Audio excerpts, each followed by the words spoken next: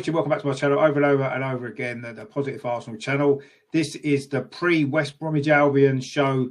It's going to be a good show, so stay tuned because I've got some special guests joining me as well. And we're going to talk about this game and all the usual stuff as well. So coming up in a minute, it's going to be the pre-West Bromwich Albion show.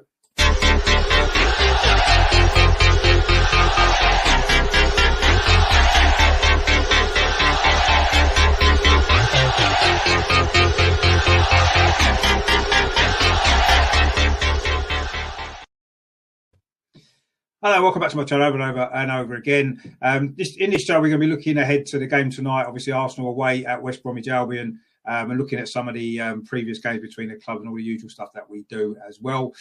Joining me today, I've got some special guests as well, so we can talk about the game and stuff like that. First of all, coming back again, he seems to be here every week. He's almost growing roots here. It's Melvin. How you doing, Melvin? Happy New Year. Hope you're well.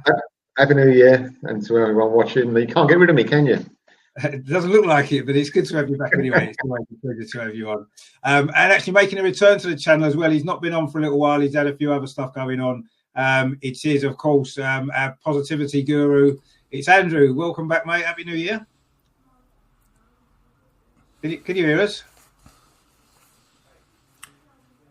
Can you hear us? Are you there, Andrew? I don't know whether... Hello, Happy New Year. How are you guys? You all right?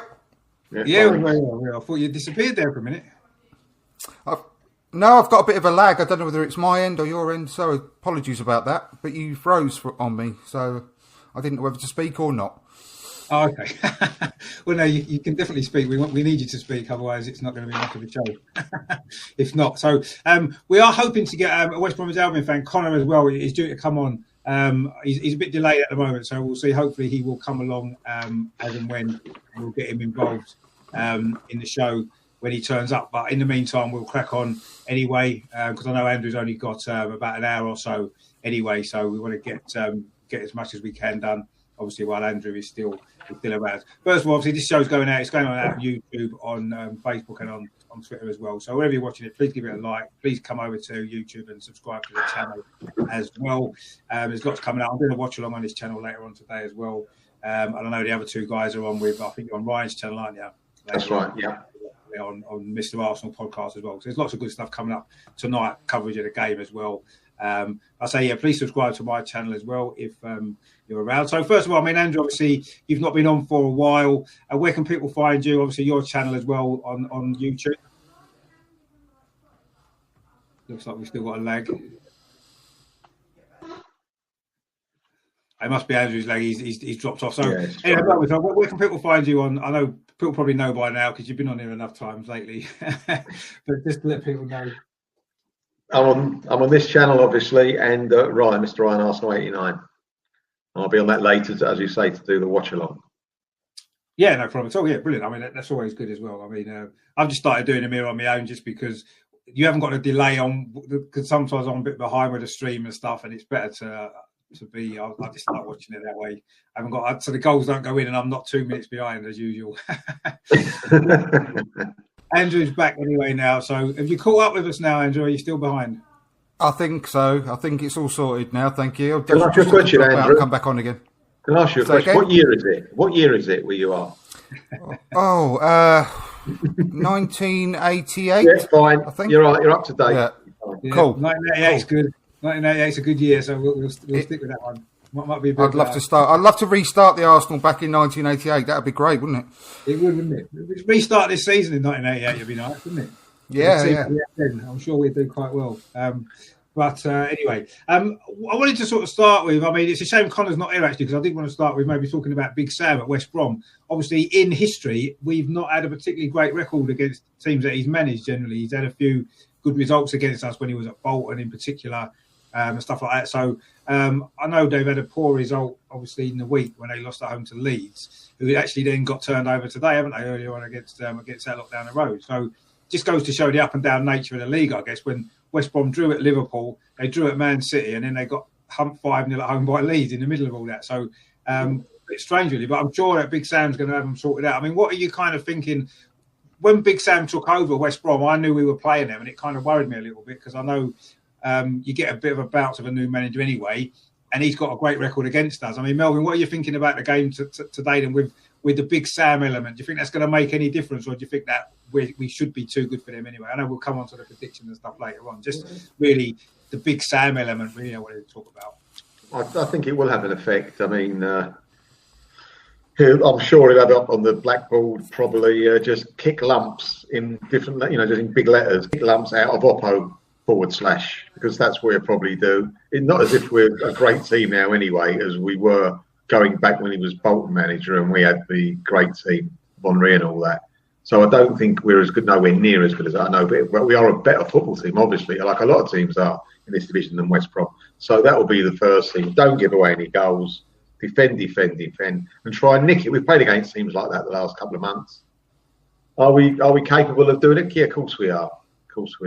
We play on the front foot. We've got the midfield giving the ball to the forward, which we haven't seen for a long time. But seen it the last couple of games. Then we should be all right. But we have to be prepared to be frustrated. Yeah, I mean, I think that's the key, isn't it? I mean, I'm actually looking. I looked on this game even before the last couple of games. I thought that the Brighton away and West Brom away coming so close together are quite similar sort of games, really. And we need a very similar approach to them. Like you said, a bit of patience and understanding what West Brom's strengths are, and particularly now with Big Sam there, what they're going to do. I mean, Andrew, what are you kind of talked about this game in particular in terms of the Big Sam element? And he has got a decent record playing Arsenal teams in the past, hasn't he? I know, as Melvin said, it's a different Arsenal team. It's a little bit of a fallacy I found out this morning, actually. He's lost only more games against any other teams since he's been a manager against Man United and Liverpool. I think the other, and we're third. 17 and 16 he's lost with all the teams that he's managed. So he hasn't got as good a record as you think against Arsenal, to be perfectly honest. However, we do know that he has turned us over in the past, but has football moved on a lot in the last couple of years since he was last managing? And maybe he's bitten off a bit more than he can chew, and you know what, he can chew an awful lot, that Big Sam. So we'll have to wait and see with this West Brom team. But they're not. In fact, they played some decent football earlier on in the season. They've got some quite good players, actually. But we have got the capabilities of beating them. So I'm fairly confident, really. I don't think it's going to be easy by any stretch of the imagination. Not like a Tonkin, but I think we could just about have enough to squeeze it today. But yeah, I'm not sure whether he's going to be able to keep hold of his record of never being relegated this season. I think he's really, really got the biggest task under he's ever had under his arms at the moment. So we'll have to wait and see. I think he would have been aware of that when he took the job on. He would have known that this is probably the biggest challenge of his managerial career in terms of avoiding relegation. I think he must be aware of that. But the only thing that really concerns me more than anything today is the fact that they got such a big beating in their last game that he's going to demand a response to that, isn't he? And there's no way they're going to be that open again. They're going to just collapse in the way that they did against Leeds. And I just feel as though quite often what happens is a team that's just had a big beating bounces back, don't they, after that, and puts in a much better performance. And that's what I'm expecting. And maybe that was the worst thing that could have happened to us, was that result for them, actually, the other day. Because I don't think Big Sam's going to stand for that, is he? 2 games in a row. Well, yeah, let's hope we do as well. I quite agree. But we'll see what happens. I wouldn't necessarily expect that we'll batter them, I'll say, after their result the other night. But let's see what happens with that. I mean, what I wanted to move on to, really, I mean, we can come back to this game a little bit later on. I know Melvin likes I wanted to look back at this.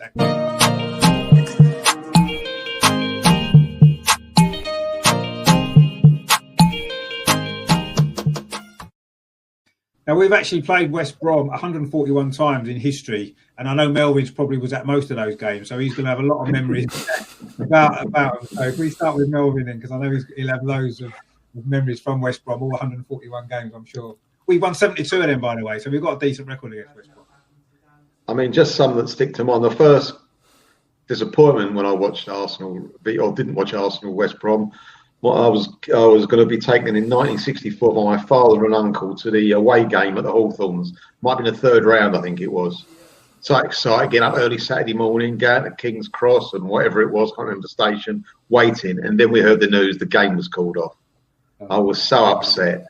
You know, it was really the build-up all week at school, and anyway, got home, and then obviously it's going to be on a steam train, Melvin, that you're going to go up there. One of those that you push up and down like in America. Oh yeah, I know the ones. Cowboy ones, yeah. And then, so what happened was the game was rearranged for the Wednesday night. I couldn't go to that because I was only young, going to school, wouldn't be allowed to go, out that late and come home like 12 o'clock at night. And what made it worse, we got beat by Jeff Astle. We got Jeff Astle scored the goal. This was 1969. Sorry, Jeff Astle won the one who sadly passed away a couple of years ago. He got the header, and we lost 1-0. Before that, in 1964, though, we played away to West Brom in I think also the third round, and we got a tie. I think it was 3-3 up there.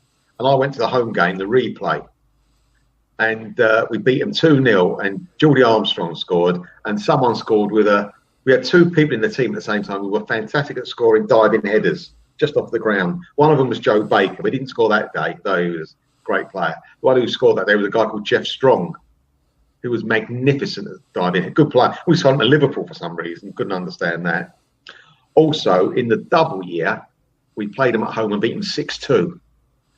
Now then, I think the last goal was scored. I know this guy definitely scored it, but I think it was the last goal. But wherever we did, we looked like Brazil that day. It was unbelievable. We really were playing some fabulous football. And the last goal was scored by George Graham. He did what they called a wall pass. He flicked it, I think, to Samuels. Samuels flicked it back to me, smashed it in from outside the box. He scored a very similar goal away to Crystal Palace when we beat him 5-1. The year before that. Very, very similar goal. And that was a fantastic game. It was like, sort of that time, that was early in the year that we could actually do something. We just won the Bears Cup a couple of months before that, and we were doing quite well in the league. It looked like, this could be a really good season. In 1971, I went to the Hawthorns, again, the double year, and we drew 2-2 away from home. And they had a very good team, believe it or not. They were beaten 6-2, West Brom. And that was near the end of the season, wasn't it? Wasn't that right near the end of the season, that 2-2? Yes, April. It was April. That's right, Richard, in April. And if they went 1-0 up, we scored 2 goals. I think Charlie George, if I remember, hit a smashing shot, got cleared off the line, and as it came back, McClintock put it in. We went then I think we got an own goal. We were if you can coast at 2-1, we were coasting at 2-1. And then right near the end, I think it might have been Tony Brown, who was a fantastic goal scorer for West Brom. He scored, made it 2-2. So that wasn't brilliant. And then in one of the March in 78, I remember we beat them 4-0 at Highbury with Malcolm McDonald. I think he only hadn't signed for us that long, scoring a hat-trick. That was really, really good game. But against that, in 77, that was a nightmare. We played at home to West Brom. And it was one of those games where we had a good goalkeeper called Jimmy Rimmer, very good goalkeeper. Played for Man United, Arsenal, Villa. And he lost it. He just lost it. He came rushing out the goal and just smashed the ball against, I think, a forward. And then for the rest of the game, he was arguing with everybody around him. I don't think he played for us that much longer. But he must have, I don't know what happened, but he just absolutely lost. We got beat, I think, 2-0 or 2-1 we got beat. And that was really strange to see. That's the first time I've ever seen a goalkeeper lose it like that. Really, really lose it. I mean, we saw Campbell lose it against West Ham, didn't we? It was a very similar situation to that. And it was as a young kid, well, I wasn't that young, so certainly wasn't very good. But no, I mean, those are my early memories of the West Brom games, and very good ones, actually. I mean, Brownie's saying that, obviously, Happy New Year, Brownie, as well. When Ron Atkinson was in charge, that would have been sort of mid to late 70s, wouldn't it, when Ron Atkinson was at West Brom? Yes. So that yes. some of them games, he would have been there, wouldn't he? For some of those games you mentioned there, the 4-0 and we beat him, he probably would have been there then, wouldn't he? And that 2-1 defeat probably as well, actually. I don't know when he was. I don't know when Atkinson. Well, he was, yeah. I don't know when Ron Atkinson took over at West Brom, but it must have been mid-70s. I thought it was 80s personally, but I'm obviously wrong. I'm probably wrong. But I thought it was early 80s, maybe. Oh, he was still there in the early 80s, but I think he initially took over because I know sort of the late 70s you had Regis and you had Cunningham. And, that was his team. That was his team. That was his team, wasn't it? So he must have been there maybe 76, 75, 76, maybe took over. I don't know exactly what it was. But they were a great side then, actually, weren't they? West Brom. Terrific. Side that was. That's the first sort of. I started watching football then. I was only young, and that West Brom team, I just remember them being on the telly quite a lot. I'd play Cyril Regis. I mean, what a player he was. That goal he scored, goal of the season once, didn't it? I think, when he turned on the line. Don't you remember they beat Man United at Old Trafford over Christmas time? It was like 5-4 or 5-3 at Old Trafford. It was, and Man United weren't idiots then. They were forward line. Most of them that day, didn't he? Laurie. Well, they've always been idiots, but they were decent. Yeah. But they were a terrific team. To do that to United, I mean, when they were rated. Yeah, I know. No, but that West Brom team under Ron Atkinson, they were a fantastic side. Actually, they were good to watch, played good football. I say it was just at the time when I first started watching football. There was them, and there was the Nottingham Forest team as well. Of course, that won the European Cup and stuff. Those two teams at that time really stood out for me, and obviously Liverpool as well, who were winning everything else. But that West Brom team, I always felt that they should have maybe won a few more trophies than what they. Well, I don't think they won anything, did they, at that time? But you felt never won anything. No. I think they finished third in the league one year, possibly maybe 79 or something like that. They might have finished like third in the league or something like that. But they were a good side, them actually. I used to enjoy watching them. I mean, what about yourself, Andrew? What kind of memories of playing against West Brom over the years? I don't suppose you went quite back as far as some of those memories that Melvin had there. No, but I mean, it's one of my favourite away grounds, actually. I love going to the Hawthorns. I really do. And funny enough... Brownie's just told us he was there 78 81. So it's a bit that's late. right. I thought he started actually there. I thought he was there a bit earlier than that. But thanks, Brownie. Yeah, cheers, Brownie, for that, yeah. No, it's a special away trip that I went special away trip. I took my eldest two boys to their very first Arsenal game, which was an away match at the Hawthorns, which was not the greatest match of all time, but it was in the League Cup, and it was actually Hector Bellerin's debut, funnily enough. The penalty shootout. Yeah, it was 1-1. It was a pretty dour first half, but we had what's his name? Icefeld, was it? The good Thomas Icefeld. I remember that name. He had a really good game, actually. That was one of his very first games, and Gnabry was playing as well. Yeah. But as I say, especially memorable because it was Bellerin's actual debut. But yeah, we won on penalties, but Gnabry missed his penalty. But I remember, yeah. I know, but it was typical though, because although I was living in Tamworth at the time, which is not a million miles away from Birmingham, because it went into extra time and then penalties, and the kids were so little, it was it was a bit stressful getting out and everything at that point. I remember that quite well as well. But I took them. That was at 23rd. When was that? 2013, 2014, I think it was. Yeah. But I also went to one on my own a couple of seasons before that, which was a really good game. We won 3-2 in the league away from home. I think Benny Yoon scored really early on. Robbed the goalkeeper from memory, and we went behind. I think it was 2-2 at half time, and then second half, Koscielny got the winner. But that was a really quite exciting game because at the end of that match, I think from memory, West Brom were like bombarding our goal, hitting the bar, and a goalkeeper. What is it? Must have been Chesney, I think it was, in goal at that point, making some really good saves. But yeah, we just about nicked it 3-2. But I really like the atmosphere at the Hawthorns, actually. I know it's not the biggest ground in the world, but it's I don't know, something about it. It's one of my favourite away trips. But because I've been in the Midlands for so long now, I've been out of London for so long, it's one of the ones where I always try and get tickets pretty much every season whenever I can. to get up to the Midlands games, especially. But I do make an extra effort to try and get to the West Brom game because I do enjoy it. Yeah, no, it's good. I mean, Brownie said there it's the highest ground. I think it's the highest above sea level, isn't it? I think that's what it is. Yeah, it is. Which I didn't realise that until not that long ago when I was looking into it. And you mentioned about Laurie Cunningham as well playing for Real Madrid about his car crash. There was actually a documentary on Laurie Cunningham, wasn't there? I saw that. It's a really good documentary about him. Actually, I don't know if you've seen that, Brian. It was definitely worth. I can't remember what it's called, but it's fantastic actually about his career at West Brom and then later on in Spain and stuff like that. I mean, he was a great player actually. I agree. I like the Hawthorns. I think it's a good away day actually. It's one of the ones I like going to. It's a shame, obviously, I'd have probably gone today, actually. Yeah, well, I would. Yeah. I mean, there's a really nice pub right next to the ground. Obviously, I think called the Hawthorns, but it's a real good atmosphere in there as well before and after the game. Yeah. I think always had good banter with the West Brom fans whilst I've been there. Never had any trouble. It's really friendly, really nice. Yeah, it's one of them grounds, isn't it, where I've never known any trouble, and this is going back to like in the 80s and stuff when there used to be trouble everywhere. West Brom was one ground where you never really saw anything, and it was just one of them sort of grounds. It's always been like that. I've always enjoyed going there myself, and we haven't always had great results there over the years, particularly recently, but it is always a good away day. Well, one of the things for me was one of the first in the first season that I was going to Arsenal back in '81. I sort of mentioned it before the Chelsea game. Melbourne, I remember, the lad I used to go to school with was a Chelsea fan originally, and I needed someone to go to Arsenal games with, and so I had to go to Chelsea with him first before he had come to Arsenal with me. So we went to Chelsea on a weekend. They played Leeds. There was loads of trouble everywhere. It was an absolute nightmare. And then the following midweek on the Tuesday night, Arsenal were playing West Brom at home. And this was a game that I wanted to go to and I needed someone to go with. So I persuaded him, if they come. I went to Chelsea, come to Arsenal. So we went to this game.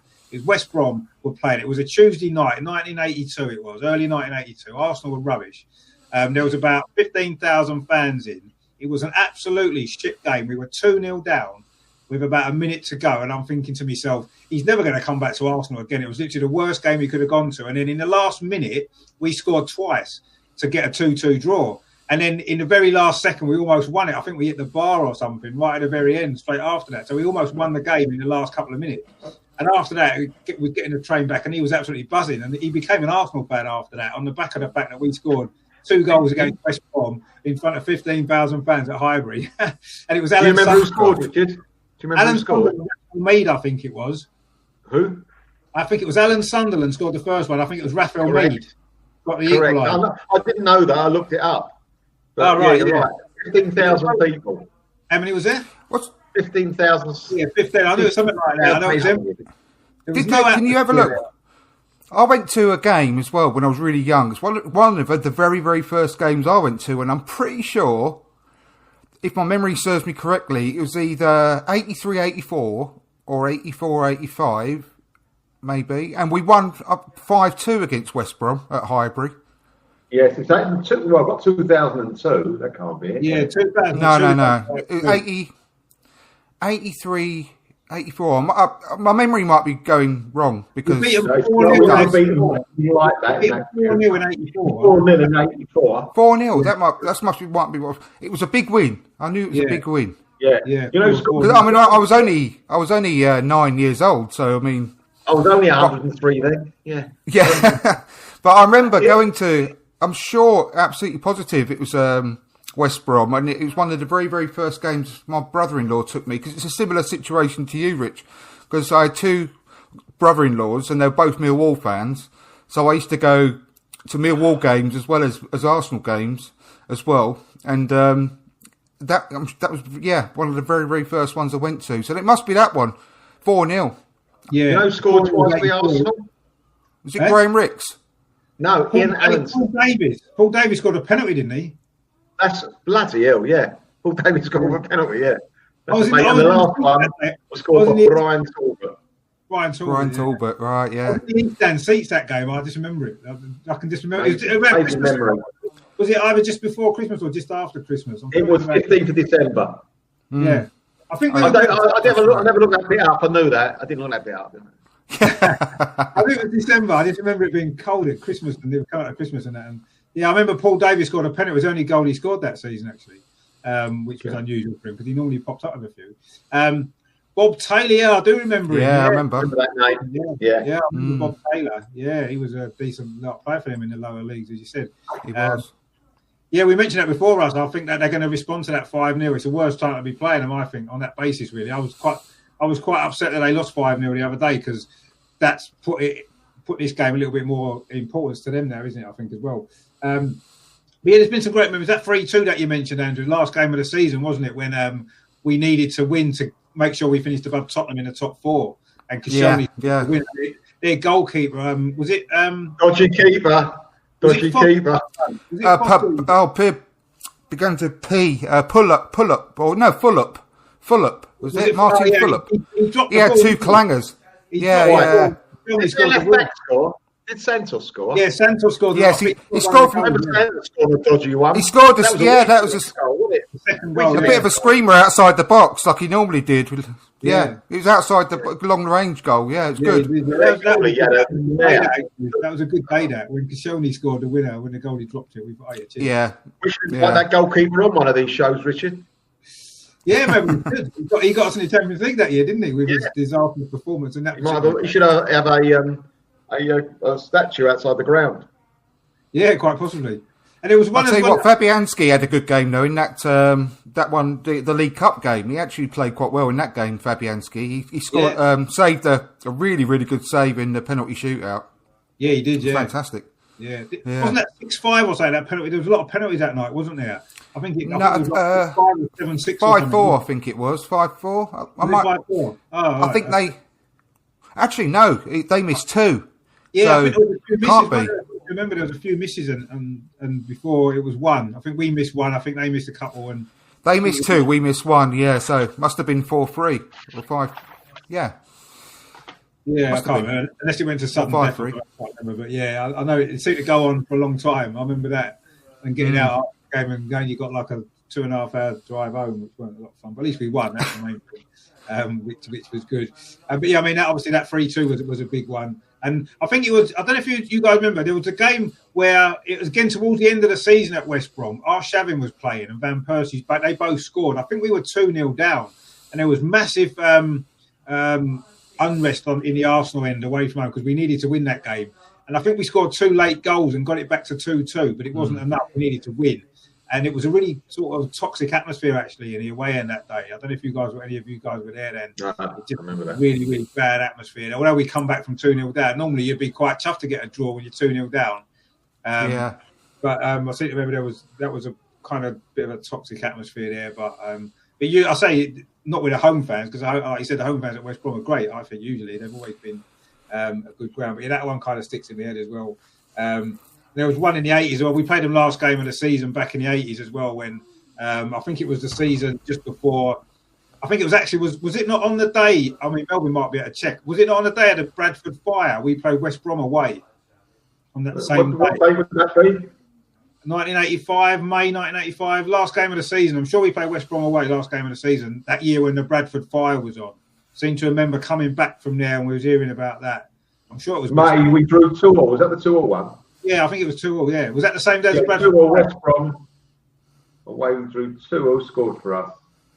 Oh, Ian Allenson scored 1 and also an own goal. I don't know who scored for West Brom. You know what the same crowd was that season? Was that the same day as the Bradford Fire? Oh, I don't know. Is my memory right? I seem to remember coming back from a game, and I'm sure it was West Brom, and we was hearing about the Bradford Fire. Or was that some other game, maybe? Ian Allenson scored. Right. Yeah, we drew 2-2. 13,000 people. Wow. Game. Yeah, there was probably only about 500 Arsenal, maybe, or 1,000. Yeah, I seem to remember that. I'm sure that might have been the day of the Bradford Fire. But anyway, I just remember that. If it was that game. Yeah, 11th of May 65 was the Bradford Fire.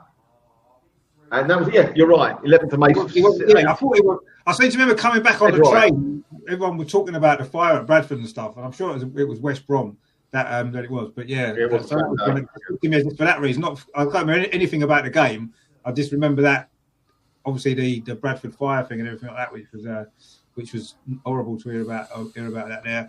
Brownie said he's got 10-1 on Arsenal to win 3-0 today. Well, you should have just given me the money because you're not going to win.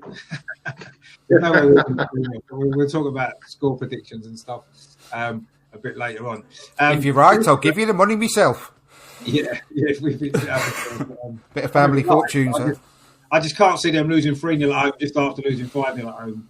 I just don't think Big Sam's going to stand for that, is he? But we'll see. I mean, you never know. It's possible, I guess. So what I wanted to move on to now was another kind of bit of the show that is quite popular. I know Melvin likes it as well.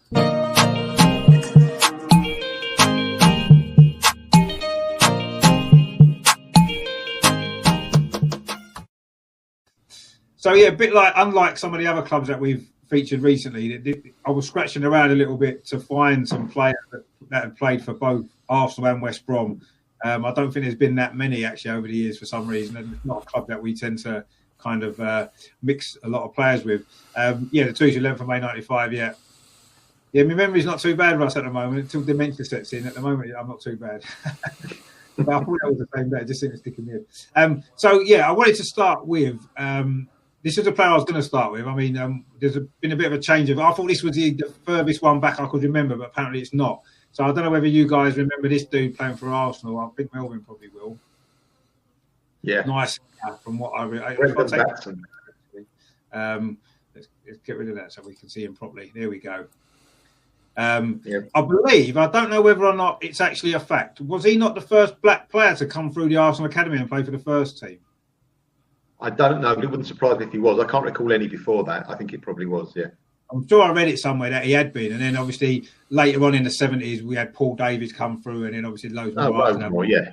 Yeah, I'm sure I'd read somewhere that he was the first one. But I don't think he played that much for Arsenal, did he? No, didn't. Hardly any games. He was mostly sub.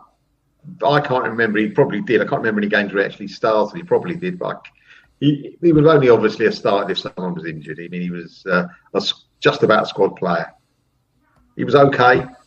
I don't think they knew his real position. He was a full-back stroke midfielder. Yeah, right-back stroke midfielder is either a bit like Ainsley Maitland-Niles now, where he hadn't actually fastened down one position. But a decent player, but obviously he probably had a better right-back or midfielder at the time.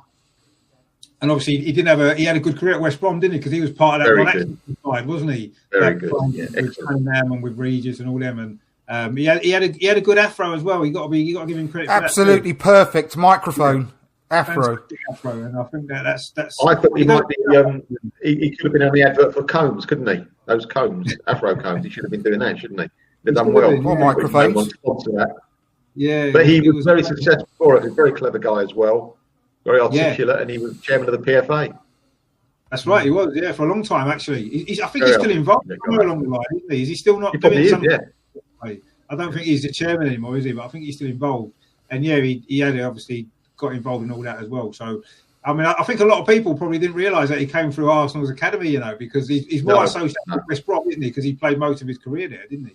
That's right. I mean, do you remember him, Andrew, much? I don't suppose you remember him actually playing for Arsenal. Not so much, if I'm completely honest, no. I don't remember seeing him play live, or I think he might have left before I started going. What time? Yeah. I think he left Arsenal about 75, maybe. Yeah, exactly. Before my time, unfortunately, yeah. I remember him. I've obviously heard about him, and but know very little about him, unfortunately, as far as his Arsenal career goes. No, I don't 75, 75, he had Pat Rice. I mean, what chance did he have, really? Yeah. That's. But I do remember him playing for West Brom. I see him play live for West Brom a few times when we played him and stuff like that. So he was a good player in the end, but just not really for us. So there was actually one even before that time, which I'd forgotten about. Melvin actually reminded me before we came home, because I didn't realise he played for West Brom. I knew he managed them. It was this guy, of course. Is he gone? Don't know. Top man. Yeah, absolutely. So you can buy that kit again, can't you? That top he's got on there, you can buy that again now. You can buy that tracksuit, which is a pretty decent tracksuit. That I do. I saw him play when he signed from West Brom. He wasn't the youngsters players when we signed him. He was like the end of his career, but he was a great servant to the club. He was a fullback, played right fullback, and though he had better years earlier with West Brom, He was so good for us. He was experienced. We had a few youngsters coming into the team like Peter Story, who played left back, though he was right-footed when he first came into the team. There wasn't, obviously, you can't get rid of Don Howe because he was so good and he nurtured all the other players. In fact, I saw his last game. He broke his leg in the last game he played at home to Blackpool. Tony Waiters was the goalkeeper, and he went on one of his forays up the other side of up to the top of the pitch. Goldie came out, 50-50 ball, not even a foul, to be honest with you. Like one of those things that happen. They stretched him off, and that was the last time he kicked the ball for the Arsenal. Then a few years later, he came back, as you know, working for Bertie Mee as trainer-stroke coach, and the rest is history. And everyone in the game who's ever met him hasn't got a bad word to say about him. No, everyone's got a lot of respect for him. With England as well, don't forget. Cool. Yeah. Very, very good for England as well. Yeah. I mean, obviously, when I first started going to Arsenal early 80s, he was assistant to Terry Neal. And then, of course, 1983, when Terry Neal got fired, he took over. And actually, for a while, I was really surprised because he was a very good defensive coach, wasn't he? Really good at organising a defence. So I was really surprised when he took over as manager. We actually played really attacking football for about a year. We led the first division at one time for a little while. We had Charlie Nicholas, Tony Woodcock, Paul Mariner. We almost had three forwards playing. Quite a modern style, actually, back in the mid-'80s. And Don Howe was the manager at that time. And unfortunately, we were very leaky defensively, which was surprising, actually, when you think about what a great defensive coach he was. And yet when he took over, we were quite poor defensively, letting lots of goals, but scored lots of goals. Great team to watch, actually, for a while. And, of course, in the end, he left, didn't he, under slightly sort of bad circumstances, wasn't it? Because I think we'd approached Terry Venables, I think it was, to take over. Yeah. And he found out, didn't he? And I remember there was a game against Coventry at home where I think he quit. We won 3-0 and then he quit after the game. And we had to start the season, I think, with Steve Burtonshaw in charge, which was a bit... Don't see that anymore, do you? Just someone walking out of, just because of their morals and stuff. It's amazing. It's not quite the same. But he left us in 70, I don't know whether it's 72, 3 or 4, I'm not sure, when he was the coach, he was the trainer to Bertie Mee. Yeah, went to West Brom, didn't he? Yeah, exactly. Well, the thing I was going to say, West Brom came calling, and his heart was obviously, though he was an Arsenal man, when you're the first club comes calling, and he would have been the manager, not just the coach. All the players highly rated him as the coach, the double team, really rated him. But he wanted to do his own thing, which is fair enough. And he wanted, and when they come calling, how could you say no? And then he came back, as you say, years later. He was a Brummie as well, actually, wasn't he? So I guess it's his hometown club, probably West Brom as well, because I know he was from that part of the world, wasn't he? So, probably. But I say it was quite a shame in the end how he ended up leaving the club. But having said that, it was a lot of his young players that he put into the team, such as Tony Adams, Martin Keogh, David Rocastle. He gave all them sort of players their debut in the first team. Niall Quinn, Martin Hayes, all players that would go on and... Is it Paul Davis as well, Richard? Was Paul Davis one of those? Paul Davis was Terry Neal kind of, but he was obviously at the club. Oh, right. Terry Neal was the manager when Paul Davis broke into the team. But yeah, I mean, he brought in a lot of the young players into their first team who ended up having a lot of success that George Graham built his team around, actually, when he took over. So I think Donnell needs to get quite a lot of credit for that early success that we had then as well, because it was a lot of his players that he kind of brought through, the youngsters. So, but yeah, I mean, obviously Arsenal legend, Don Howe. And the only reason why I'd forgotten about him earlier wasn't because I didn't know his West Brom connection. I didn't realise he played for him. I knew he'd managed them. I didn't realise that he'd played for him before it.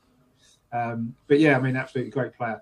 And another player who a little bit more recent times, I guess. I know we all know this guy. He's been on quite a few podcasts as well, actually. Recent years. Of course, a great player for Arsenal. And of course, he did well at West Brom as well, didn't he? Because he helped them stay up that year when they were bottom of the league at Christmas.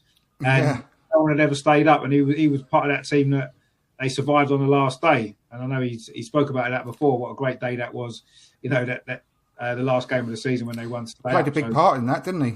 He did, yeah. The second half of that season. I think he joined them halfway through the season. Scored 6 goals, I think. Yeah, and West Brom fans got a lot of time for him, actually, and they really... Well, it's the same with any club he's been to. You think about the 4 main teams in the Premiership that he's played for. They all love him.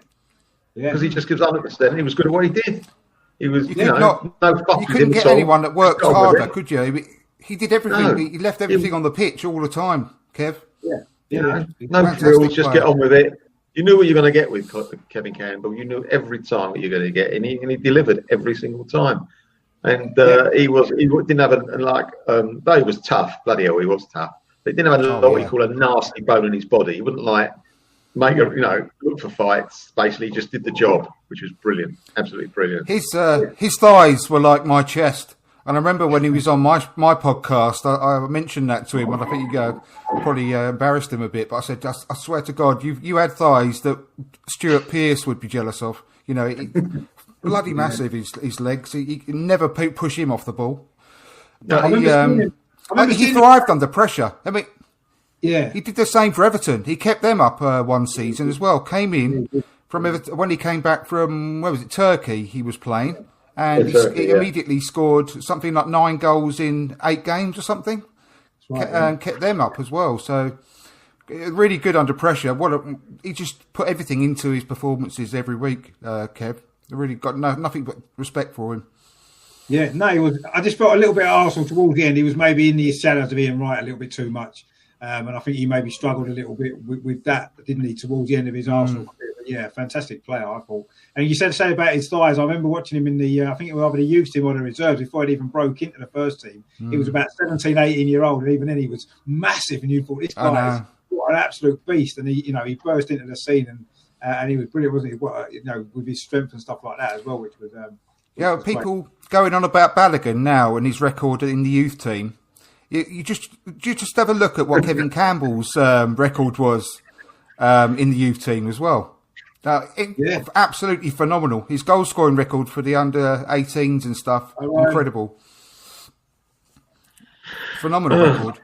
And Joel, all right, mate? How you doing? Thanks for tuning in. Kevin Campbell, brilliant. What a great player. Like you said, every club he's been at haven't got a bad word to say about him, because he was a 100% player, wasn't he? Now, one a bit more recent, actually, a player that I quite liked at Arsenal, but I never felt really got the credit he deserved. And now at West Brom, I still think he's at West Brom now, isn't he? He plays now in the team. Yeah, I know he got sent off, didn't he, earlier in the season? I don't know if he's got his place back in the team. Actually, I've not watched a lot of West Brom. I always liked him. Actually, I thought he was a decent enough left back. Yeah. I think he struggled with that, and obviously he was in the team not long after Ashley Cole had gone, and he wasn't as good as Ashley Cole, obviously, and maybe he suffered a little bit because of that, and he never really held down a regular place, did he, unfortunately? But I always I always liked him, actually. I always thought he was... I don't think he made that many mistakes. He was just blighted by injuries again, unfortunately, as so many other of our players have been. And I've been listening to old podcasts, during the lockdown and stuff, and there was no football going on. I went back and revisited the old Tuesday clubs and Arsecast and that from years gone by. And I'm listening to so many week after week, and always so much praise for Kieran Gibbs. Really, he's doing really well. He was in the England team, don't forget. But then he'd break down again and he'd be out the team for quite a while. And he never really had that real full flow again where he could just command a first team place. But I really liked him. He's a really good player. And he even looks like Ashley Cole, didn't he? The way he played and stuff. I mean, he wasn't quite obviously as good as you were saying, but the way he played and the way he looked, it looked like a bit of a clone of Ashley Cole, and I thought he was a good player. He didn't really let us down, Kieran Gibbs, to be honest. He never let us down. Play against us today. He never let us down. I wasn't his biggest fan. I'll be honest with you, gentlemen. I wasn't his biggest fan. He was okay. He was decent, but for me, the criticism I used to have at him, I used to sit there and think to myself, why do you keep giving it back? You could go forward with it. Why do you keep giving it back? It might have been a little bit to do with confidence with his injuries, but that's fair dues. But it's still, with me, as you say, you can't class him to Ashley Cole, obviously not. But going forward, he never took the opportunity, in my opinion, to go forward as much as he could have done. He'll always look for the maybe back, sideways back, a bit like Kolasinac on speed, Don't you also think, though, that a lot of it... I do agree with you, Melvin. He wasn't as good nowhere near as good attacking as Ashley Cole. But because he came so soon straight after Ashley Cole, because there was a lot of similarities there, and he come through the academy, and he was unfairly compared to Ashley Cole all the time as well. And you're never going to... I felt that's a bit unfair, really, because he's never going to live up to Ashley Cole. He wasn't the next step back to Ashley Cole, was he? No, but it was soon after, though, wasn't he? Didn't we have Clichy after that as well?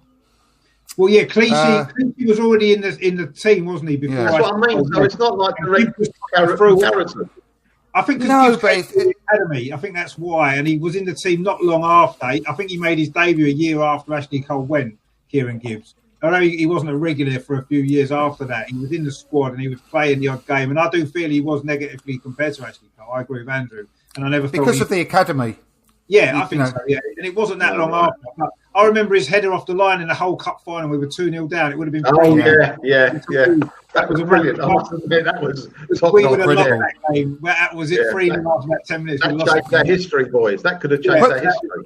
Put the picture back up of him, and you'll see why he did that. Look at his neck. Yeah. Look how long his neck is. He's got a long neck. Yeah. It was just as well he had it on that particular day because that exactly, was and so we would have been 3-0 down, and that would have been a disaster. So whatever else he achieved in his Arsenal career, which was a lot, he said that's probably the highlight for me of his whole Arsenal career. That one particular header, because that was so important for that winning that particular game. Another player who I really, really, really enjoyed watching at Arsenal, and I'm sure West Brom fans enjoyed him as well, was this dude. Loved him. One of my favourites. What a player! He was fantastic, wasn't he? He is. Played. I was going to say he is the reason I like players like him. It's like the reason I like Pepe, because he's just so unpredictable. And loads of people have said this before, and as I have as well. But you never knew what he was going to do because he never knew what he was going to do. He looked so ungainly in lots of cases, but the skill was just phenomenal, and I love players like that. And I do find little similarities between him and Pepe, and I just love him. Absolutely love Carnu, and totally underrated. I think he used to play with not only a smile on his face. He used to play with a smile on his boots, didn't he? It was such a delight. It looked like he was like he could have played football for the Harlem Globetrotters, couldn't he? He was that type of player. It was so good to watch it. Every time he got the ball, you thought, as you say, what's he going to do?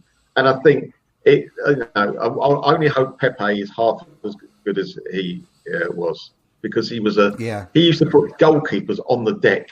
He'd do a little shimmy and a dive over there, and he just still had the ball at his feet. He hadn't moved. The shoulders. Who was the goal? Who was that no-touch goal, which was actually a bit of a fallacy? He did actually touch the ball before it went over the line. But remember that dummy he did around a goalkeeper in the Champions League? Who was that? Was that against Galatasaray? I remember it. I don't know who was against. Yeah. That flick against Middlesbrough. Remember the flick against Middlesbrough? He got it 6-1 or something. The back The 15-minute hat-trick against Chelsea is one of the highlights of my Arsenal supporting life. I mean, I've never known excitement like that. I mean, pouring rain, last 15 minutes. Oh, that last goal, what a goal that was. I mean, talk about lifting the lid off the old stadium.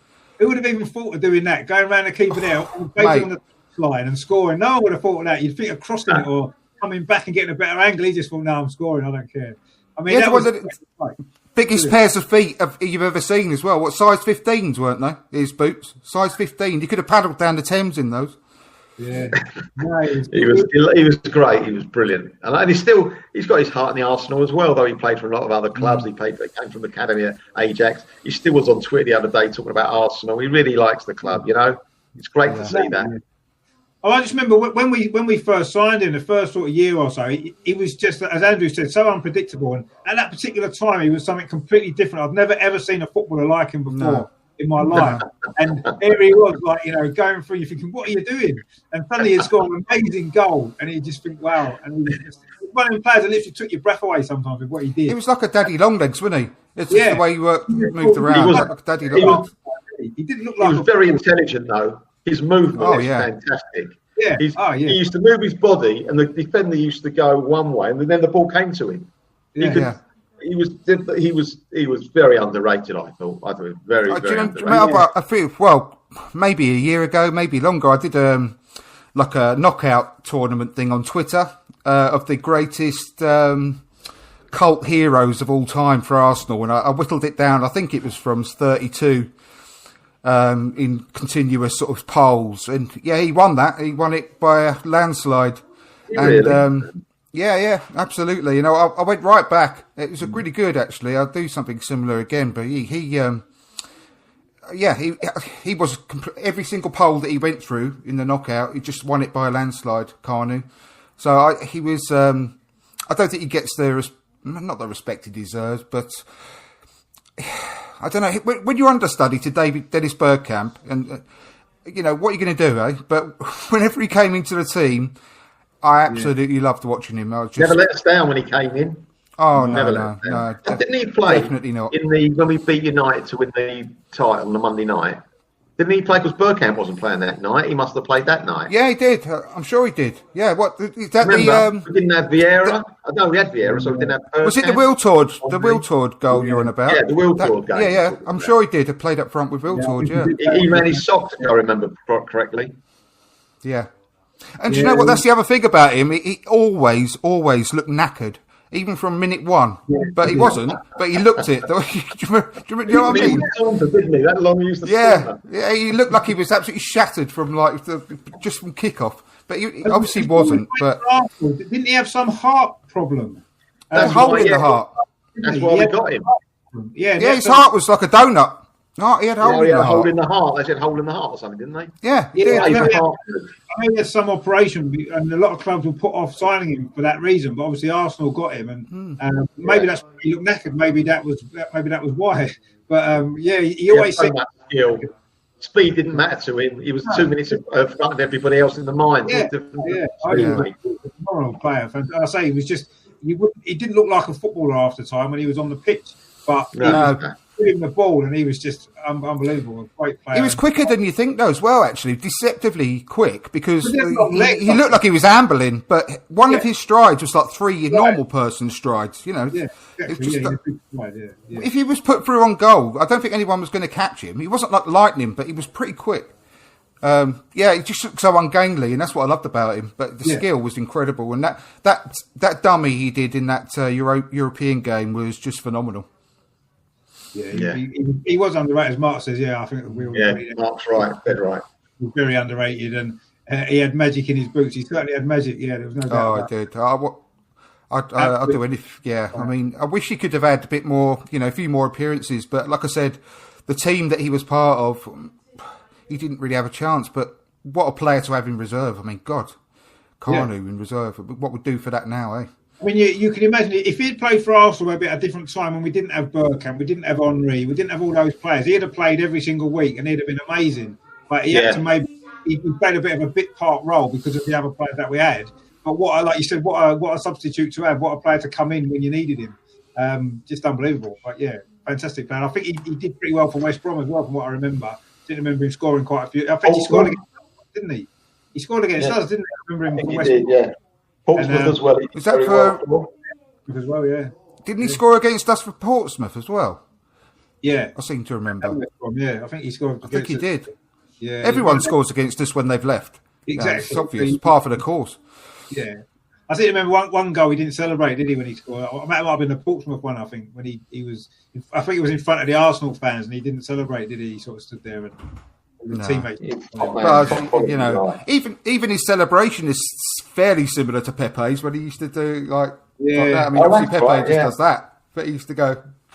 Yeah, great. Yeah, we mentioned that just before. That was a fantastic memory of Carnu. Yeah, unbelievable that was. To say that third goal was just the most amazing goal I think I've ever seen. To score from that angle, to even think about it, you could score from that angle, let alone carry it out. Do it. Richard, did you see how we beat the goalkeeper? He was on the byline, the goalkeeper, and he beat him on the byline.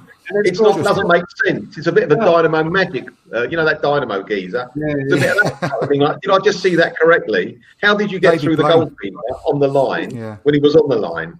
And then score from the ball. It's just ridiculous goal, honestly. It's a ridiculous goal. Yeah. But it summed him up, really, because he's done the unexpected and he could do it and pull it off. And he did it on that particular day. And on many other occasions as well. So I'm not exaggerating when I say it's probably one of my top 5 Arsenal moments. That 15-minute hat trick. Yeah, I mean, for sheer excitement, it's got to be right up there. It's fantastic. From 2-0 down, from 2-0 down against Chelsea as well. I mean, what a great moment that was, and to get your hat trick with a goal like that. He also, though, he reminds you of Bellerin to a degree, doesn't he? Not very good at taking throw-ons. Do you remember that FA Cup tie against Sheffield United? Oh, he didn't take it. He didn't take it, did he? He scored it. Scored. Yeah. No, he scored it. Carno crossed it, didn't he? Oh, I do beg your pardon. Yeah, but he didn't do the throw-in, did he? I think Carno threw it to Overmars. No. He crossed it into the box. Ray Parlour took the throw it into the corner. Ray took it, sorry. Yeah. And Overmars scored. That was actually Carno's debut. And and Arsene Wenger ended up blaming it on the fact he didn't understand the rules in English football. That was a funny moment actually. Which I'll tell you what though, that doesn't get enough. He doesn't get enough credit for replaying that game. Imagine that nowadays. No, I agree. No one else would have done that. Who else has ever done that? I mean, that's a good point. Good point. You've got to remember, Andrew, as bad a team we are sometimes, we will always be the Arsenal, all right? Absolutely, yeah, absolutely. Yeah. So can you imagine? Can I say the last one I've got written down? Another player. Yeah, go on. Nicholas Anelka.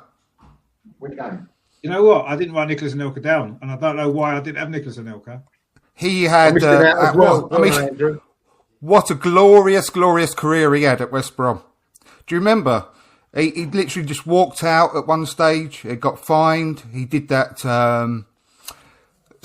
that gesture. I can't remember what it's called. It's like a Nazi gesture. A Nazi. Yeah, he got a big fine for that. I think in the end, he actually just walked out, and I think he had his contract cancelled. He got given 14 days notice of termination in the end from West Brom for gross misconduct. Right. I mean, now you mention it, I remember him playing for West Brom, but he'd completely.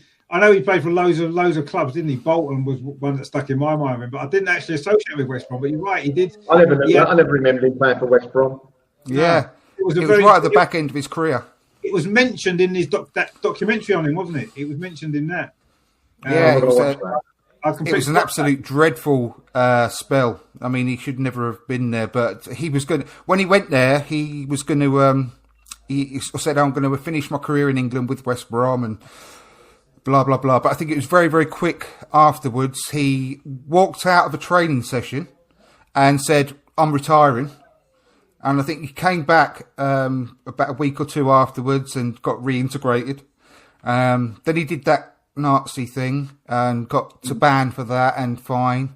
And then he came back into the team again. And then I can't remember the last straw. Something else happened.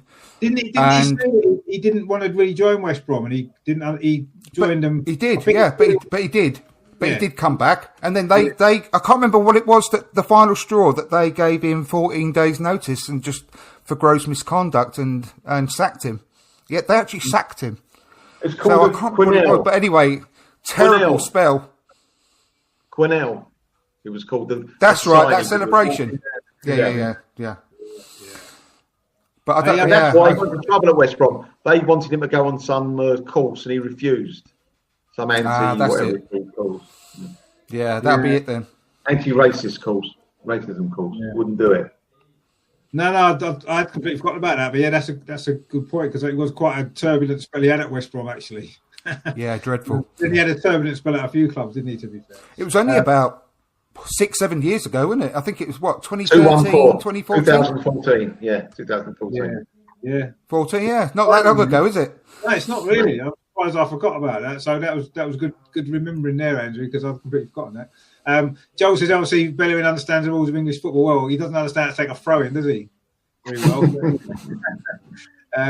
Yeah, it's easy to say when Elko hasn't played for. Yeah, that's a good point, actually, because he played for most teams in the Premier League at some point or other, didn't he? His shirt's too tight. Yeah, it probably is too tight. Yeah, but then when you've got a body like that, why would you not wear a tight shirt, Russ? Quite simply, I mean, it's the straight jacket he wears. Why would you not? Oh, back to the straight jacket. Yeah, well, yeah. Did you get your girdle for Christmas, by the way, Melvin? And sports bra? Yeah, it's a bit too tight though. Right. Just let it out a bit. Yeah, just let it out a little bit. Yeah, you'll be fine. Another player who probably had a better career at West Brom than at Arsenal was this guy. Do we remember him? Bloody hell, I do. A reserve. Who's that? Reserve.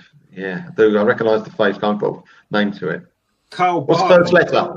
Oh, yeah. Kyle Bartley. Yeah. Oh, no. Centre I'm half, thinking wasn't he?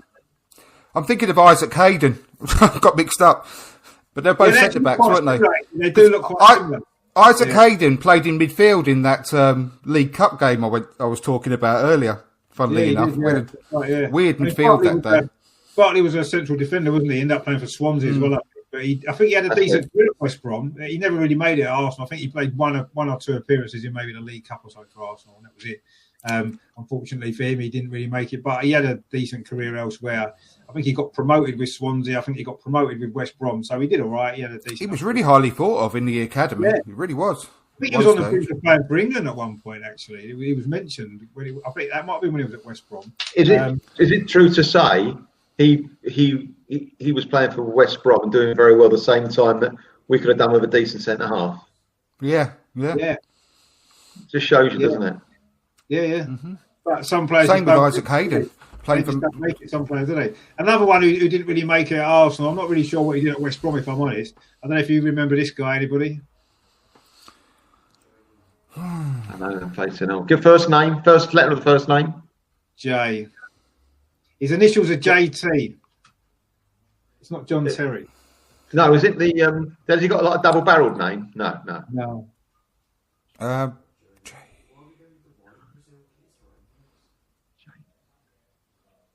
Can't think. Wow. No, I do recognise him. I recognise his face. I'm not sure if he actually played for the first team. I think, again, he might have played a League Cup game, one or two League Cup games. I don't think he played a Premier League game. It was Jerome Thomas. Of course, the winger, on the wing. Yeah. On the wing. Yeah. So I don't know how many games he played for West Brom, or what happened to his career after he left Arsenal. I know he had a very, very brief time at Arsenal, and then he did go to West Brom. What about I think he played a bit. Jay Bothroyd? Jay Bothroyd come through our academy as well. I'm sure he played for both. Did he play for West Brom? I don't think he played for West Brom.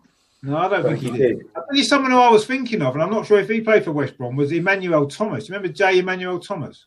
That's what I was thinking about. When you said JT, that's the guy I was thinking of. Yeah, but Bristol City, didn't he? Yeah, but in Ipswich as well. He played for Ipswich.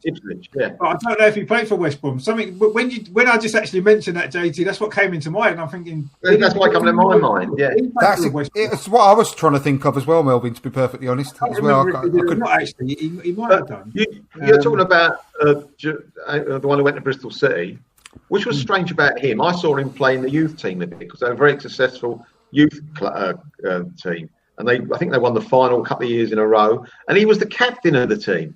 And yet, from being captain of the youth team, he never got a chance, which I thought was a bit strange. He played against us. I'm sure in the League Cup semi-final, 2010 for Ipswich. I'm sure he played against us in that two-legged semi-final for Ipswich against us, actually, Emmanuel Thomas. Russ says Bartley played for Glasgow Rangers. I didn't know that, actually. I didn't know he played for Glasgow Rangers. Anybody knows what happened to Jerome Thomas as well, where he ended up playing? Because I don't know pretty much about what happened to him after he left Arsenal and West Brom. I don't know where he went. I know what happened to Jerome Marks. About Jerome Thomas.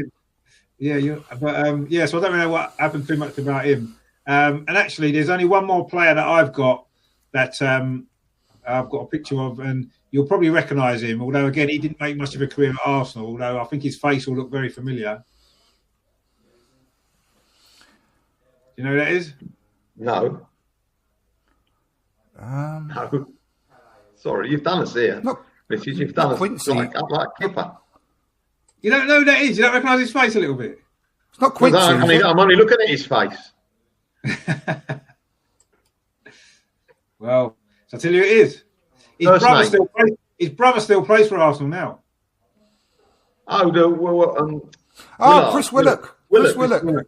Yeah, Chris Willock. Yeah, of course. Yeah, Chris Willock. Yeah. Again, I don't know what his career at West Brom was like. Isn't he there? One of them went abroad and did very well.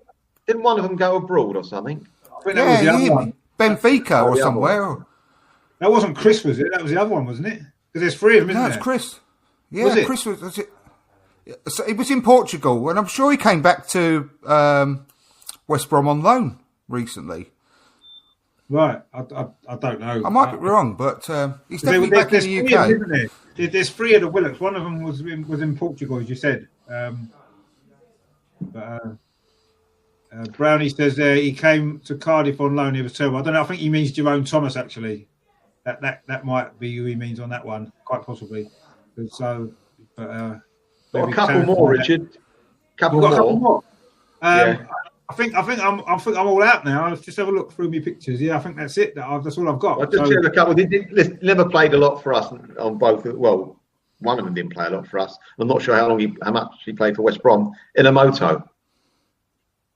Did he play for West Brom? Did he? Yeah. Yeah. And the other one we've missed out. You've missed it out because with painful things, you forget about painful things, don't you, Richard? We all do. You know, Gnabry. Yeah, Gnabry. Yes. Russ mentioned him before. Actually, he'd put him as one of the ones there. He actually mentioned Jerome Thomas as well. Well done. But yeah, Gnabry was one that I did forget about. Was he only on loan at West Brom? He didn't actually. Yeah, on loan. Yeah, couldn't make it quite into the first team with a great manager there. Yeah. Didn't think he was good enough. Yeah. The ex-Stoke manager, Tony Pulis.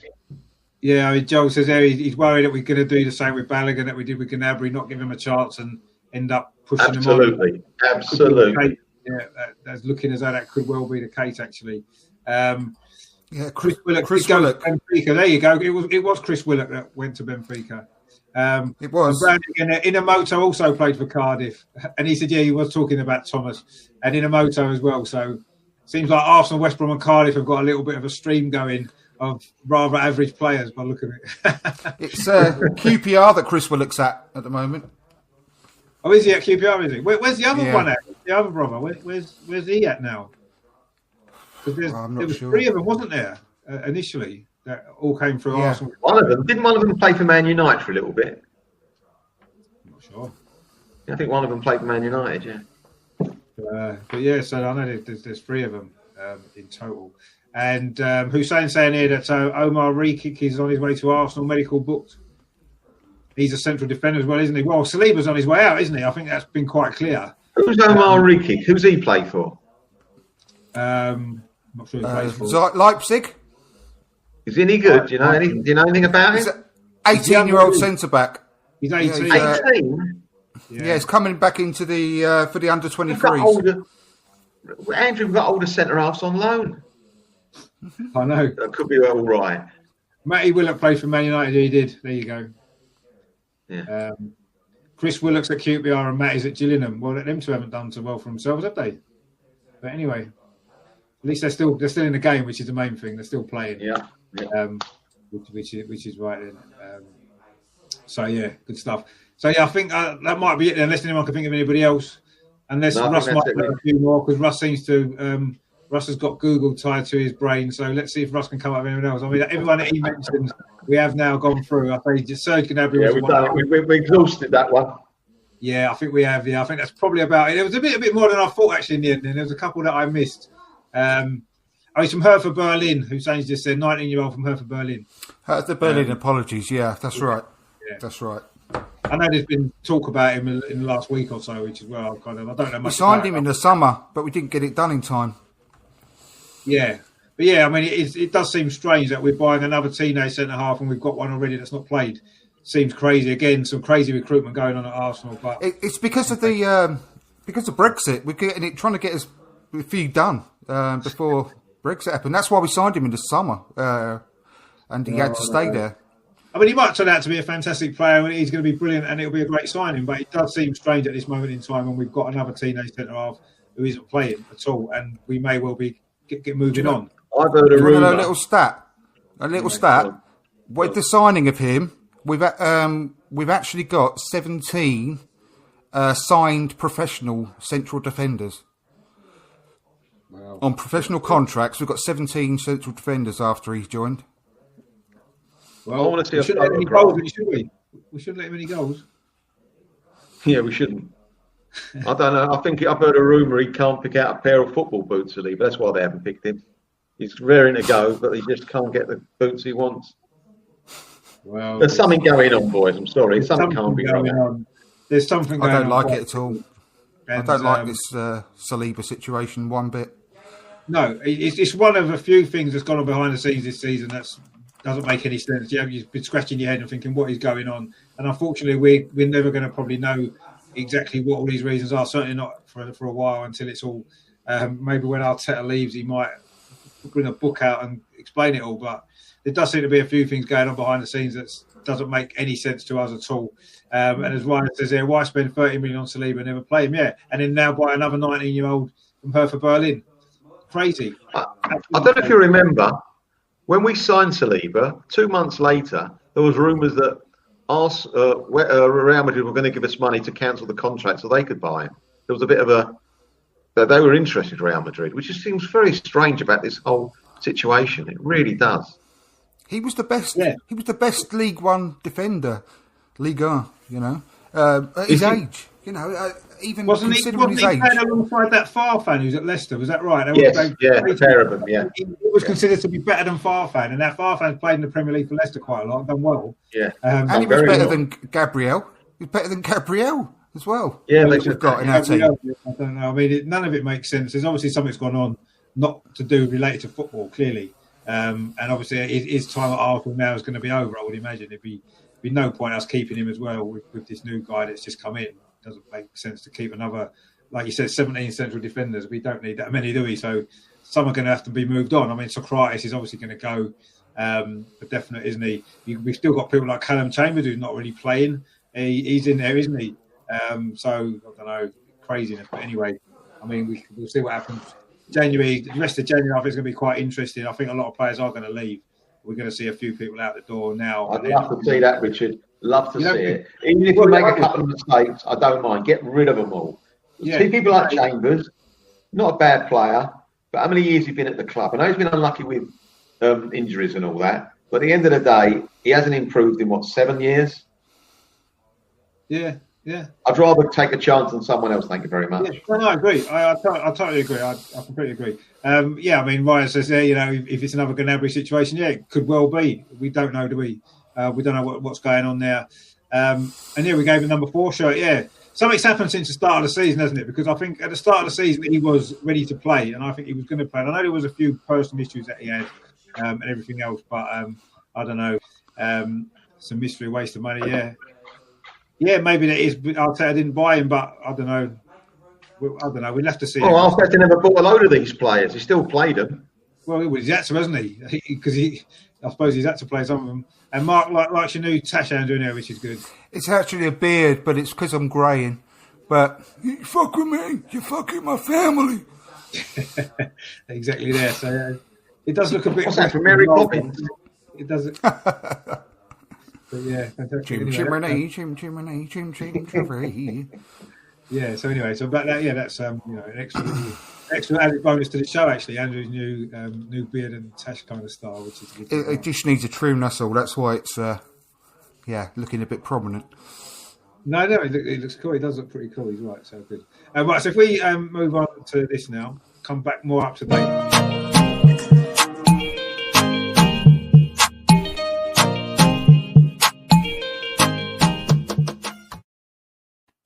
You might not think that, we've won the last 2 games with only 1 change in the side, that there's not going to be many changes. But I've just got a feeling Arteta might think he needs to rest 1 or 2 players for this game. And I think we might see a few more changes to the Brighton game. I don't know what you guys think. I mean, Melvin, what are you kind of thinking that the lineup might be today? I'm hoping the lineup is similar to what he played on, was it Tuesday night?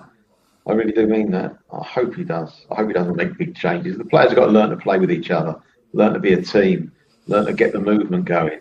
I don't want him to make changes, but I fear that he might be, I hate to say this, overcautious and change a lot around. And I think we're struggling if he does that. I think we'll struggle. I want him to do, I want him to keep the ball moving, keep momentum going. If he has to make 1 or 2 changes, I can live with it. But if he's going to start making 4 or 5 and bringing back the usual suspects, then for me, I think we'll struggle. I hope he doesn't. I don't think he will. I think I'm going for, I'll tell you on prediction later, but I think he'll probably only make 1 up front. I can only see him making an up front change.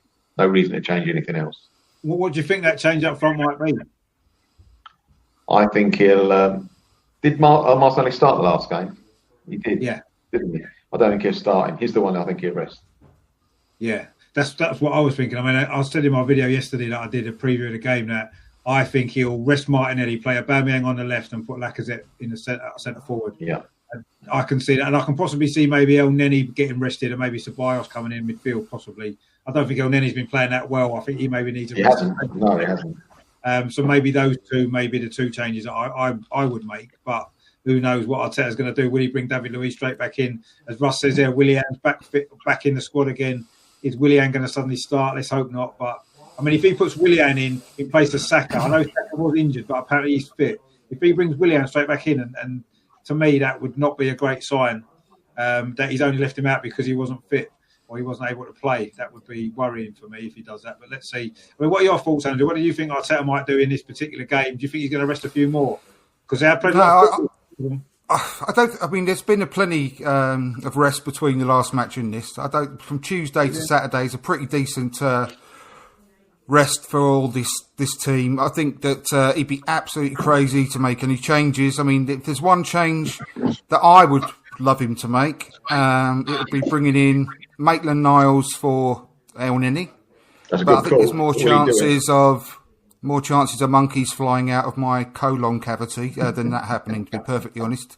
But I would love to see that. But I think he'd be mad to change it for this game. And I think if it's ever going to be the Willians and Luiz's coming back into the team, it'll be for the Newcastle FA Cup match. They've got to win their places back, these guys, and they don't deserve to be back in the team. And I think he'd be crazy and opening himself up to a world of pain if he changes this winning formula today, to be perfectly honest. I mean, it's whether he brings in Lacazette for Aubameyang, because I think Lacazette really benefits from the three behind him because he's a penalty box striker, and because of having those three behind him, especially Smith Rowe, he hasn't got to then drop deep like he was in previous matches. So he's more effective when he's closer to the penalty box. That's possibly one change I'd make. Bring Lacazette back for Aubameyang. If he changes things significantly, I think he's mad. And we've had a decent enough break between matches, so fingers crossed he keeps it the same. Yeah, I'm hoping so, yeah. Obviously, a good point about Buendia. I know we've been linked to him, haven't we? I think he would be a signing. I also like that Basuma at Brighton as well. I think in midfield, another player in midfield that will probably be a good addition as well. He's added goals this season. Yeah, obviously playing at a lower level maybe as well. It's a little bit easier to score maybe in the Championship than against Premier League, but we'll see. Uber should be benched today.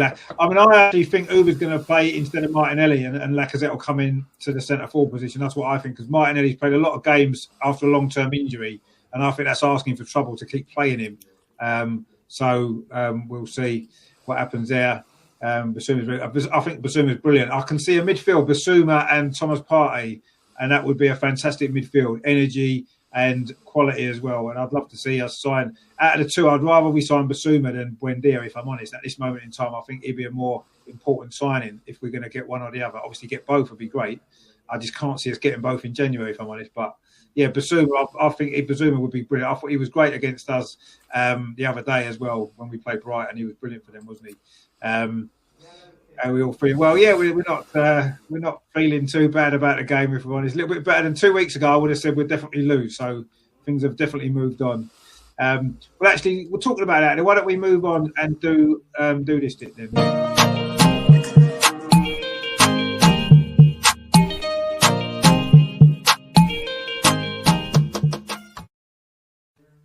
So what are we thinking in terms of the score?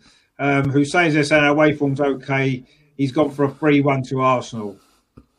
Not a bad shout, actually, to be honest. What are you thinking, Melvin, in terms of a score prediction? I think this is quite a difficult one to predict, actually, but anyway. It is very difficult. I think that if he plays the team close to what he played the other day and against Chelsea, I feel we might nick a 2-0 result. That's a big if. Yeah, okay. Andrew, what are you thinking? I was going to say 2-0 as well, if I'm completely honest. Just to be different, I'll say 2-1 maybe, if they'll just score, penalty maybe. But I do think 2-0, but I'll say 2-1 just to be different from Melvin. I'm confident we'll win. I mean, funny enough, on my video I did yesterday previewing the game, I said 2-0 actually to Arsenal as well, which seems to be a favourite score. But actually, the more I think about it, the more I just feel as though Big Sam's going to get them fired up for this game after their result the other night. And I don't know. 2-1 or maybe 3-1 actually, as Hussein said. I might go with 3-1 as well, because that seems like quite a good shout. I think we might get a third goal late on. I think we might be 2-0 up. West Brom will pull one back, and then they'll bombard us a bit, and then we'll get a third on the break in the closing stage. Maybe Martinelli will come off the bench and score the third goal, maybe. But yeah, I'm pretty confident we'll win. Actually, I must be honest. I wouldn't have been 2 weeks ago. In fact, I wasn't 2 weeks ago. I didn't think we'd beat anybody. So I think these 2 wins have given everyone a lift, haven't they? I think it's what we needed. The Chelsea performance was really good, and the Brighton performance was a good away performance. I thought, we kept it tight. We didn't give too many chances away, and then in the second half we stepped it up and got the goal. And if we do a similar kind of method today, later on, I think we can get the win. But I think West Brom are going to come out fired up for this game, because Big Sam would have ripped into them the last 3 days. You can guarantee that. And they wouldn't have had much celebrated at New Year, none of the West Brom players, because I think they would have had their asses kicked after the game. So, be interesting to see how they respond to that, actually. I think they're going to come out flying the first 10, 15 minutes. I think we're going to have to be on our game at the beginning and get through that early stage. And I think if we can keep it a 0-0, then I think from there we can grow into the game like we did against Brighton, and our quality in the final third hopefully can shine through. I mean, Andrew, I did want to kind of talk to you about, obviously, Emil Smith-Rowe. I've not spoken to you since he's been in the team. I know you've been bigging him up for a long time now, and I think he's shown, hasn't he, in these last couple of games, exactly why you've been sort of praising him such a lot in over the last sort of year or two. I mean, what have you made of his 2 performances against Chelsea and Brighton? I thought he was brilliant at getting both of those games, actually, I've got to be honest. I think that you've just... What he's shown so far is maybe 50% of what he's capable of showing in the long term, because after he's had a few more games under his belt, I think you'll just see him getting better and better and better. Honestly, genuinely, yeah. I think he's just done a good job so far. He's not been outstanding, but I think that he's getting his full match fitness back, and I think once he's really in full flow, you'll really see the best of Emil Smith-Rowe. Well, like you said, I've been saying for quite a while now that if he gets his chance and a run in the team, he could save us that 50 million quid we were reputedly going to pay for Aouar in the summer. And I don't see any reason why we won't come to see that he's actually a better player than Aouar in the long term. He's got a couple of years Aouar's got a couple of years on Smith-Rowe, age-wise, and I just think that he's going to be a real star. I wouldn't be surprised if he's going to start playing himself into the full England squad fairly soon as well. But he's not surprised me at all, in what he's doing, because he's just... I think you can just tell that he's not a normal youngster. He's not a normal academy player being given his chance. He's got that something extra. He's got that X factor about him. His movement is just so intelligent, and he doesn't even actually have to touch the ball to really affect the game, because of the way he moves in and around the box. It creates space for others. He just draws players away, and that's why I think that Lacazette could actually really, really benefit by staying in the team, because he will score more goals having someone like Smith-Rowe behind him, because he will not have to do that 9.5, 10 role that he was doing previously. And he is a really good finisher, Lacazette. He went through a terrible stage and was in a really bad form, low confidence, but you can see that coming back now. And I don't think that's a coincidence to do with the kids coming back into the team. I really don't. So, yeah, I'm absolutely delighted for Smith-Rowe. I love him. He's one of my favourite players. I think those 3, Martinelli on the left, Smith-Rowe in the number 10 and Saka on the right, that is our best 3 players. And all 3, young. I mean, Smith-Rowe's the oldest at 20 and 2 teenagers. And that is our future of this team. And Arteta's got to start building the team around those 3. And who plays in the centre forward position at the moment. It's Lacazette or Aubameyang by the look of it. And then we need a slightly bit better structure in midfield just behind. Obviously, with Thomas Partey coming is going to help that. But those three have transformed us against Chelsea. They transformed the team. And partly that was down to some players not being available. Would he have gone with that if Willian was available? You know, I don't know. We'll have to see what happens today. Now he is available. But they've transformed our team. Martinelli being back in the team transformed us just against Man City that night when he came back in. And having Saka on the right, Saka's better on the right than Pepe. Although he's left-footed, he'll go past people and cross with his right foot. He did a brilliant one the other day, didn't he, when he put a brilliant ball in with his right foot. He got to the byline, and it was brilliant to see. And that's what he does. And I would play him on the right-hand side ahead of Pepe, ahead of Willian every single game. Because to me, he's our best bet on that particular side. Martinelli on the left, got to be a first choice. And Smith-Rowe's played himself into this team with those last two performances. I agree with you, Andrew. I thought there's more to come from him. But I thought he's played well them last two games. I think he's been brilliant. He's played well, but I think he can do a lot better. Have you guys seen the picture on Twitter that's doing the rounds today of all the youngsters at training with their arms around each other and just having a laugh? Yeah, and absolutely fantastic photo. What a photo. And that gives you so much hope for the future. It really does. Exactly. I think Martinelli's got his arms around Smith Rowe and Saka's having a bit of a laugh, and it's just a great picture. And we should be really, really proud of him. Really proud. Yeah. You're saying that he played well, Smith Rowe. I think you're underestimating how well he did play. I thought he was very, very good in both games. Sorry. Yeah. You'll see him improve. You'll see him improve. I'm just I'm not saying he won't improve, Andrew, but I'm just saying he's got so much to give. He was very good, very good. Also, with Saka playing on the right, I think Arteta played him there against Man City in the early games, one of the early games, and he didn't really show, but he's grown into that position. The guy's intelligent. He just doesn't, if he doesn't work out, he makes it work, which is great for any player, let alone a young player. And now I think we've got the problem of the right-hand side is, I think, over. We've had this problem all season. Who's going to play on the right? William, Pepe, blah, blah. None of them have really standard authority on that position. And now we've got this young kid who's not quite two-footed, but he doesn't mind using his right foot if he's got no other thing to do, where other players would rather come back inside and put it on their favourite foot. He doesn't mind having a go at his right foot, which is fantastic. He his right foot against Chelsea, didn't he, Saka? He chipped the kick from the edge of the box. I mean, that's what he's got in. That's what he's capable of doing with his right foot. I know he didn't really mean it, perhaps, or whatever he said he did, but I think it was a great goal. I think so, and I think he's a quick and eager learner. Well, at that age, you don't want any more. That is fantastic. And I think you're saying you're going to see a lot more out of Smith Rowe. I think we are. What I've seen, he's a natural, strong footballer with a lovely touch and a great football brain. Well, I think you're going to see. I don't think Saka's the finished article either. I think there are bits not by a long shot.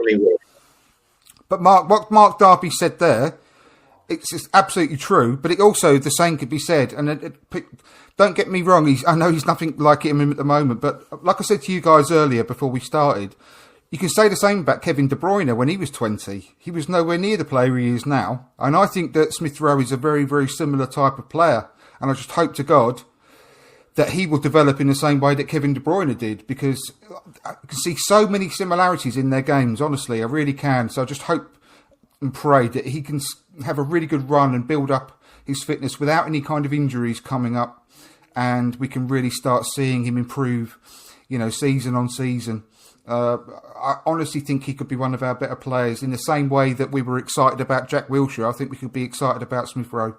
I really do. No, I agree. And I think the last two games have really shown everybody exactly what he's capable of doing in this team.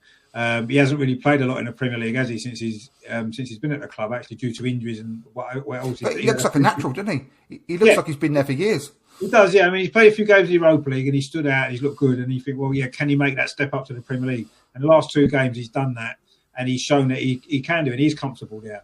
And he does need to run a game day. He needs to stay clear of injuries. And I think he'll be a great player for us. But we'll see what happens with the team selection today. If Arteta plays Willian, I don't know what goes through his head. Well, none of us would know what goes through his head if he plays Willian today. That would be crazy. But let's see Pepe play. Yeah, but where would Pepe I'll just say one thing on Pepe before I go. because I'm going to have to shoot off in a second. But Pepe, I in my ideal world, I know it ain't going to happen, but my ideal world is that the fan base could just finally drop the fact that he cost 72 million quid. And I just wish that he would be able to just play, and rotate on that right-hand side with Saka. Saka deserves to be the first choice on the right-hand side. But, Pepe can come on for him, 20, 30 minutes to go, so we can protect Saka a bit. And I just wish that he could play that role now and just get more into the team and just not be judged on his 72 million quid, because it's just not helpful for anyone. And I think there's a real good player in there. If Saka ever does, touch wood, get injured, which I really hope he doesn't, he could just come in for him. And I just wish that there wasn't this clamour for him to do amazing things week in, week out because of his price tag. I just wish that we could forget it. But I know that ain't going to happen. But that would be my ideal scenario. Get rid of Willian. Even though he's under contract, we can always say, ain't fair play, it hasn't worked. We can sell him for, even if we just get a packet of crisps and a couple of pints out of him, or some, tracksuits. I don't care. But at least just write him off, get rid of Willian, and just use Pepe on rotation with Saka. That'd be an incredible scenario for me for moving forward, because there is a player in Pepe, and I enjoy watching him because, as per the conversation we had about Kanu earlier, those are the sorts of players I want to watch week in, week out, not Willian. I think with Pepe, I've said it before, I don't like him on wide on the right. I think he's better off inside a little bit. I think you see more out of him playing a bit more in the middle. And also, if he wants to get rid of that price tag, I agree, you shouldn't have it over a player's head. At the end of the day, the player's got to do it himself and make people forget about that price tag by performing to such a level that it doesn't matter what they cost. And he hasn't done that for me yet. He beats himself sometimes. He's got to be more. When he beats a player, he's got to get away from that player and not try and beat him again. He's got to not run down alleys, which he does. If he played in the same team as Smith Rowe, I think the game would open up for him. But it would most certainly open up for him in the middle. And those two together, I think, could be quite interesting. When a cowpack gets a thick skin over the top so you can't smell it. Well, I'm not going to break the cowpack and start stirring it up again so you can the smell starts coming out again. Regards, Pepe. I've been through it so many times about what I think about Pepe and how to use him, and absolutely right. He's not a right winger where he should be getting chalk on his boots. He should be playing in and around a penalty box, because that's where he's deadly. His finishing is second to none. We've all seen that when he gets that opportunity. But the thing is, he has never.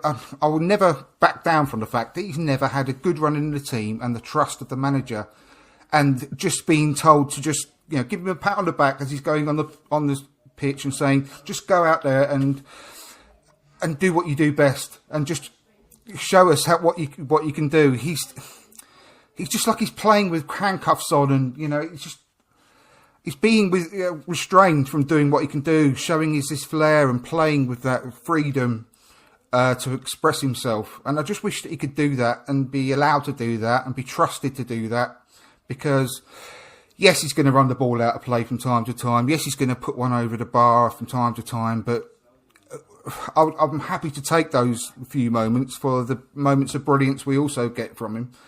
But I just think he's playing in such a restricted way without the trust of the manager. And that's it, really, what I want to say on that. But like I said, unfortunately, I would agree. I would agree with most of that. The only thing I would say is that when Saka's played in the same position, in the same role, Saka just looks so much more comfortable. Maybe that suits him better. That role suits Saka better, probably. And unfortunately, if that's the system that Arteta wants, the right-sided forward player to play, that's the sort of role he wants him to play, then Pepe's never going to shine there, is he, ever? Because it doesn't suit him. I just think that Arteta absolutely loves Saka, obviously. Everyone loves Saka. But he certainly doesn't love Pepe. I bet you he doesn't get anywhere near the encouragement. I bet you don't get any encouragement from Arteta. You can just tell a mile off. He just doesn't trust him, doesn't like him. It wasn't his purchase. and he's not giving that arm around the shoulder that Saka is. No, I agree. And everyone's different. But he's never had the run of games, like I said, Rich, has he? Yeah, I don't think he's ever played more than 4 games on the trot in his whole time at Arsenal. I do agree with what Melvin said just before. I think when he has played, he hasn't done enough to warrant more than 4 games in the team at a time, because he's not consistently producing the level of performance that someone like Saka's been producing in that position. And I think that's the problem that he's got. And maybe the system doesn't suit him. I agree. That's half the problem. But unfortunately, if that's the system Arteta's going to play, Pepe either needs to adapt to that system and produce more consistent performances, or he's not going to get that run in the team, is he? And that's unfortunate. I will always fall back to the fact that I don't remember the last game that Pepe's played where he hasn't either got an assist or a goal. And I think if you look at his minutes, I'd love to find out the minutes on the pitch versus the actual goal contributions that Pepe has given the club, because I bet you'll be surprised about how good that is. No, I'm not doubting that it won't be good, and I'm sure it is. But I think it's more to do with the consistency within a game. I say he'll do 1 or 2 brilliant things, and then he'll do 4 or 5 really poor things that a player in the Premier League at the top level shouldn't be doing. Giving the ball away too simply, running down blind alleys, refusing to do anything with his right foot.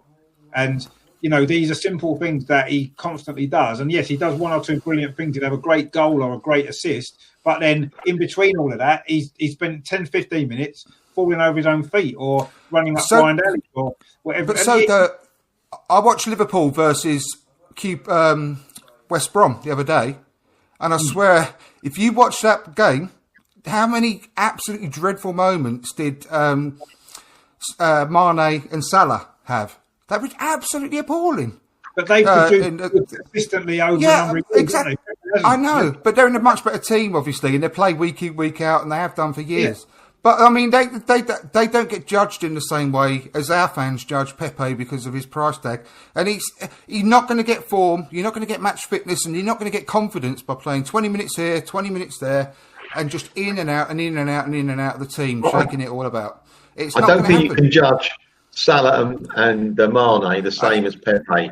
You might have picked one game that both of them were actually poor. But over a period of time, they are 90% very wild. That's not the same as Pepe. Sorry. No, but they're very wild with their finishing. Is the point I'm trying to make on lots of occasions. One game. They are. One game.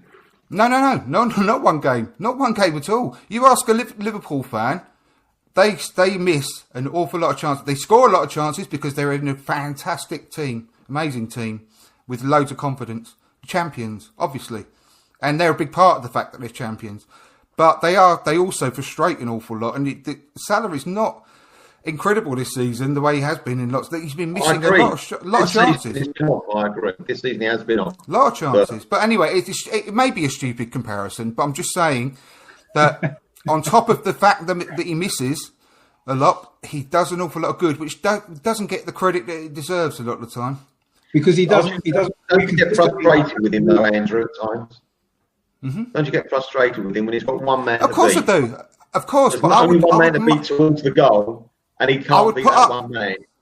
I put up with that frustration every day of the week, though, rather than watching Willian in the team the way he's been this season. It's as dull as dishwater. He doesn't try, and he doesn't even attempt to do anything skillful. Yeah, it's a low bar, though. It's going to benefit the team. Low bar. I would rather watch Pepe every day of the week than a player like him, because it excites me. I think we'd all rather see Pepe play than Willian, but at this moment in time, I'd rather see Saka play than Pepe. Well, that's what I said earlier. I don't disagree. Saka is the first choice in that role, but I'd love to see Pepe just be given that chance to be working that role with Saka, giving him a rest every now and then. And I just wish that he didn't get the grief that he gets. That's all. I mean, maybe that's what we will see as the season develops and as the future develops as well. And obviously, we've been asked a question: what do we think about the other players that we've been linked to this season? To be honest with you, there's a lot of speculation around, as there always is with Arsenal. Every transfer window, lots and lots of players we're supposed to be interested in. We're supposed to be signing. In the end, very very few of them ever happened, do they? There seems to be big movements on the Buendia situation at Norwich. I think that's probably going to happen if I'm out of all of them. That seems the most likely. But I don't know. To be honest, with everything else is just it's speculation for me. And I don't tend to look at something. Oh, are we going to sign this player because we've been linked to them? I don't look at it like that. I just wait until they sign. I think there's one or two positions that we need, which is I think we need something in midfield definitely, and I think we probably do need another left back actually now with Kolasinac going out on loan. Kieran Tierney's the only left back we've got now, and I do think that's going to be could be a problem. We've got Cedric as well. Thank you for being a mate. Coming, you gunners exactly. And Ross is there. But yeah, I mean, I do think we need another left back now, actually, just for cover. Because who else can really come in at left back if Kieran Tierney gets injured? We've got a lot of games. We've got the cup games. We've got the Europa League as well. Well, to make the nose, we've got Cedric who can play there. Cedric is incredibly two-footed and he's played there a lot. But like I said, I'm really sorry. I'm going to have to go in a second because I've been way over what was. But just quickly, one thing I will say about Isco. I mean, what on earth would be the point in bringing in Isco for 6 months when we've got someone that we're paying 350 grand a week to who could also do that job for 6 months? What the hell? I mean, what is that all about? I mean, we're going to add more wages like for Isco. It ain't going to be cheap. No. It just beggars belief if that's the case. It was more stupid, and we deserve everything we get if we do that. We'll just bring 6-month loan deal for Isco. Why don't you just bring back Ozil for 6 months? Who knows the club? Who knows all his teammates? There's no settling in period. I just pull my hair out, which I haven't got. I will bring back that geezer Sanchez we had for 6 months on loan. Was it Sanchez? His name was. Sanchez? We can take Sanchez back if he he's never fit. played, Yeah, I wouldn't, because we're already paying 350 grand a week for someone to sit on their arse and commentate on the match on Twitter. I mean, just ridiculous, absolute joke. Well, no, I agree. If we're gonna get Isco in, bring Ozil back, I totally agree with that. I'll tell you one that did interest me a little bit. I know people don't really like him, Diego Costa. I just think he'd give us a little bit of aggression up front. I'd take him on loan to the end of the season. Or I'd take him on a short-term contract rather, not on loan because he's out of contract, isn't he? I'd take him on a short-term deal to the end of the season. Diego Costa. Oh, no chance. I mean, my God. That's another one. What on earth is the point? I think we do lack attacking options. We've got Balogun who we're just going to let go for nothing. Why don't we just say, Balogun, right, you're going to play between now and the end of the season. And that ship's out. That ship's out. Listen, the manager doesn't want Diego Costa, I mean, he doesn't want it. He really wanted He can no longer head the ball. He's got a metal plate in his head. He's got a metal plate in his head, Diego Costa. He can't even head the ball anymore. No, it's all right if he doesn't go near magnets, all right? Oh, but mate, honestly. With this I'm going to have to go. Balogun, Arteta must hate him or not want him at all. Otherwise, he would have made him just stuck him on the bench for a couple of games when he could have done. I agree. Didn't he do that? At the end of the day, he doesn't fancy him for whatever reason. Diego Costa is even worse idea than Isco, and that's putting it somewhere for me, as far as I'm concerned. It's a sort of player that we haven't really got enough coverings in the forward positions. I think he could give us something in a short-term deal to the end of the season. Mate. Well, bring in that Moller from the under-23s then, if we needed a little bit of extra cover. I mean, I don't agree. Well, why would you pay 200 grand a week for Diego Costa, who can't even run anymore, can't head a ball, because of his? No, I mean, Jesus Christ. But anyway, I'm going to have to go. I'm sorry because the kids are. Keep well. See you later, mate. Keep well. See you later. Real pleasure. I'm sorry, I've got to go. I do apologise, but it's been an absolute pleasure. Where can people find you? Where do you just plug your channel a little bit as well? Oh, yeah, it's From Dial Square to Where on YouTube. It'll be coming back soon. We've had a bit of a break over the Christmas period, but we'll be coming back soon. And at From Dial Square on Twitter. So please give us a subscribe, give us a follow, and hopefully we'll be in touch again with you all soon. I do appreciate it, Richard. I always love coming on your show, as you know. No, but it's good to have you back. I know you've had a few issues the last couple of times that you've both have been coming on. You've not been able to make it, unfortunately, but it's good to have you back on, and I'm sure we'll speak again. Soon. Definitely. It's going to be busy time coming up anyway as we move into January and in the new season and stuff, like new year, I mean. So it's going to be lots of stuff to talk about. So, yeah, it'll be good to have you back on again soon. Thank you, mate. Much appreciated. Take care, Melvin. So, Andrew, see you soon. Keep well, mate. See you later, mate. See you later. Take care. Yes, Andrew, I say please check out his channel as well from Dull Sweat Away. There's some good stuff on there when he's back. I know he's had a bit of a break over Christmas and stuff like that, as a few people have as well.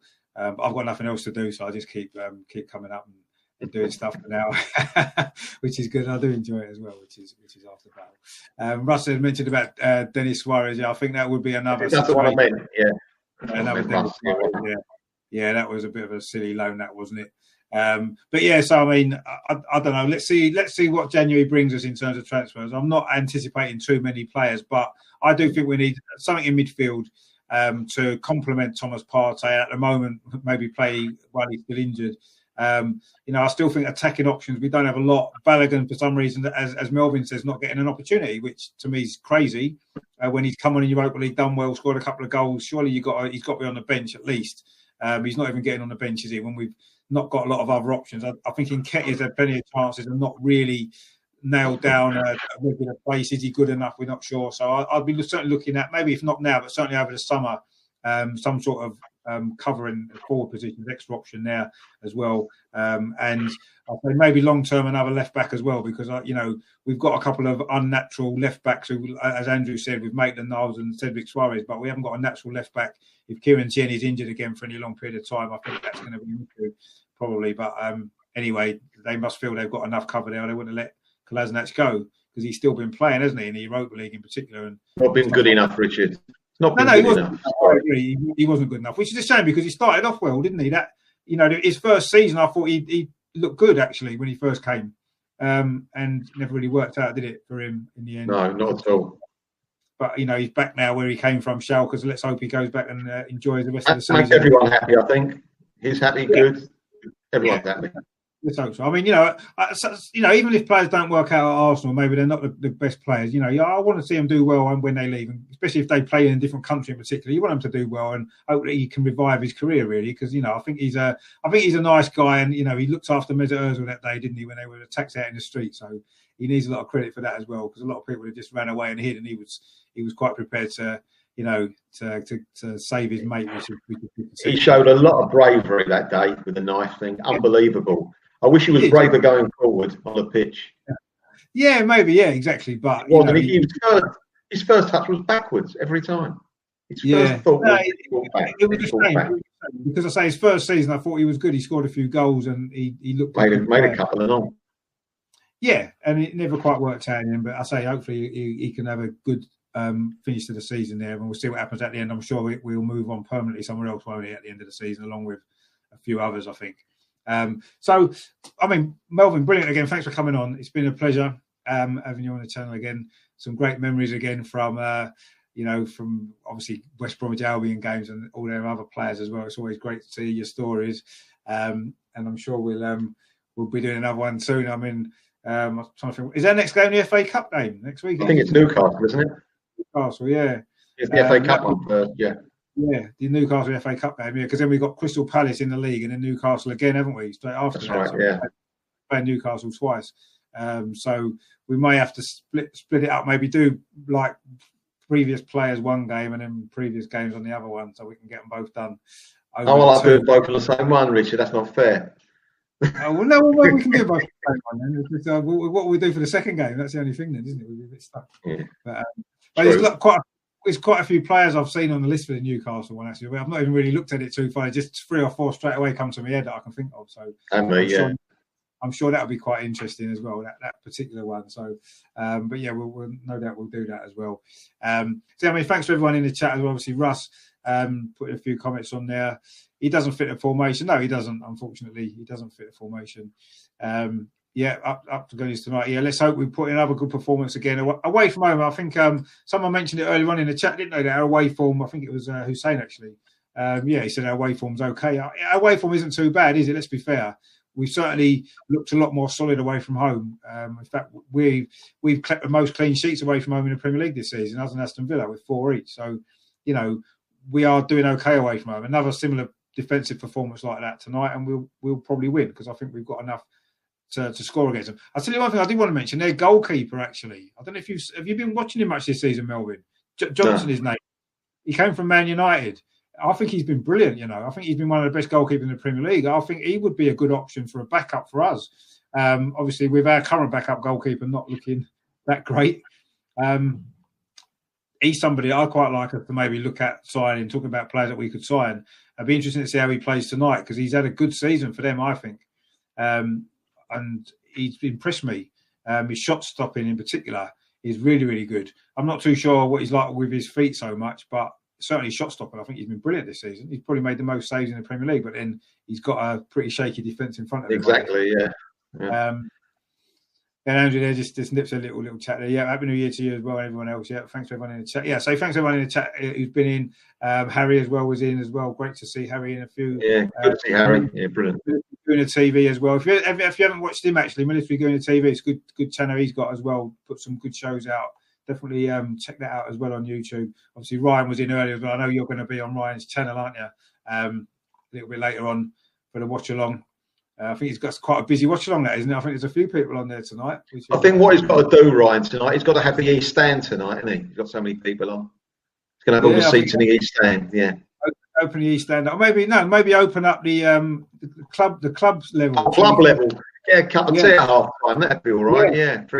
That'd be all right. You're going to be tonight. You're going to be in club level. That'd be good.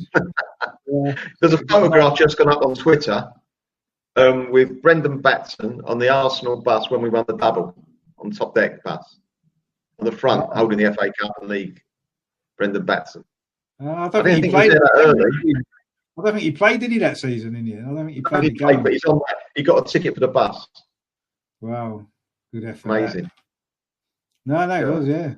I know that was when he started his career. Obviously, Brownie was in early as well, so thanks to Brownie as well. Yeah, good old Brownie. So some good comments there as well. So I thought it's always good fun doing this. So look forward to the next one. So Melvin, I say whereabouts can people find you on social media? Mr. Arsenal 89. I'm normally on that, and on this channel, as you can't get rid of me. No, I say it's a pleasure to everyone. I say enjoy the game tonight. I mean, I think we're all pretty confident that we can win now, which is a big turnaround in the last few weeks. Because I remember I was saying a few weeks ago we couldn't see where the next win was coming from, and suddenly one win against Chelsea turned the season around. And let's hope we need to build on this now. If we can win tonight, get a positive result, we can then take that. So we've got obviously the FA Cup games and then some more winnable league games, I think, as well coming up. So we could start a really good run. And, by the end of January, things could look a lot more rosy, couldn't they? And, especially if we do get one or two new players in as well in the window, give everyone a boost. So it's suddenly it's right what you say, Richard. When you've got momentum, all games look winnable. Yeah, exactly. It makes a massive difference, doesn't it? So that you win one game and you suddenly think, actually, if we play like that, we can win more. And suddenly we've got that now. And let's hope we can build on these last couple of games. And, let's hope that we can, get one over Big Sam as well. Because I say he has some good results against us in the past. But I think we're more able to... He's not on the pitch, is he? He ain't on the pitch. Once that kicks off, he ain't on the pitch. So forget about it. Exactly. That's the only thing. But I think we're a little bit more able to cope with a physical challenge now than maybe we were in those years when he had success against us. And I think maybe that might Shame Gabriel's not able to play, actually, because he loves a good physical kind of challenge in the defence, doesn't he? And, they are quite a direct team, West Brom. So, but I'm sure we've got enough to win. Let's hope so. Let's hope it's a good game and we produce a good performance. I suppose that's all we can hope for, really, isn't it? And if we do that, I'm sure we can get the result and then move into what's going to be a busy January as well. And I say some winnable games, potentially winnable games. Nothing's a guaranteed win in this league, is it? This season, we've seen the results already. What was the score of that game? Do we know what was the Sheffield United result in the end? They were getting beat 2-0, Sheffield United. I'll tell you what the final score was. Obviously, they're not going to score 2 goals, are they, in one game? I wouldn't have thought. They got beat 2-0. They did get beat 2-0, Sheffield United. They did against Crystal Palace. The guy that used to play for us scored a screamer, evidently. Eke, is it? What's his name? Oh, Eke, yeah. Oh, right, yeah. He scored a goal from his own half. The dribbles, a 1-2, and in we go. Wow. Okay, that'd be good to watch a match of the day tonight then. Yeah. Along with a few others. So, so I'm doing a watch along. I'll be on live about 7:45 to do that, go through the team news and obviously watch the game. I know Ryan's doing one on the Mr. Arsenal podcast as well, so maybe switch between the two if you're not busy tonight and you want to get some better commentary than you get on BT Sport in particular. You definitely don't want to listen to that. So just watch the game and pop along to ours and watch the watch-alongs that we're doing as well. And if you haven't done so already, please subscribe to the channel as well and give it a like as well. There's a few on Facebook, which is nice, and everything else. So do that as well. So I'll be back about 7:45 with all the team news and a bring up to kick off for this game tonight. And I say we'll speak to all you guys soon. I say thanks to Melvin as well for coming on again, and no doubt we'll do it on again probably at the end of the week for the Newcastle game in the Cup next week. I'll try and get a Newcastle fan on. I know loads of Newcastle fans that'll be desperate to come on, actually, so I'm sure we'll be able to get one today. It's a shame, actually, our West Brom fan couldn't make it. Connor, I don't know what happened there. I'm sure I'll speak to him later about that. Not quite sure what happened to him today, but anyway, not to worry.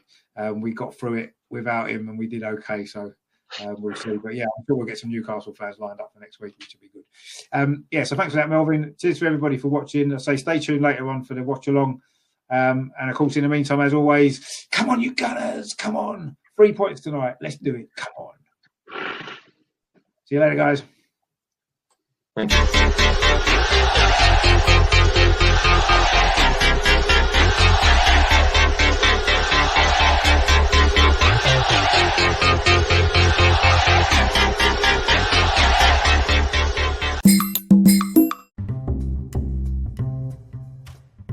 Thank you for listening to From Dial Square to Where.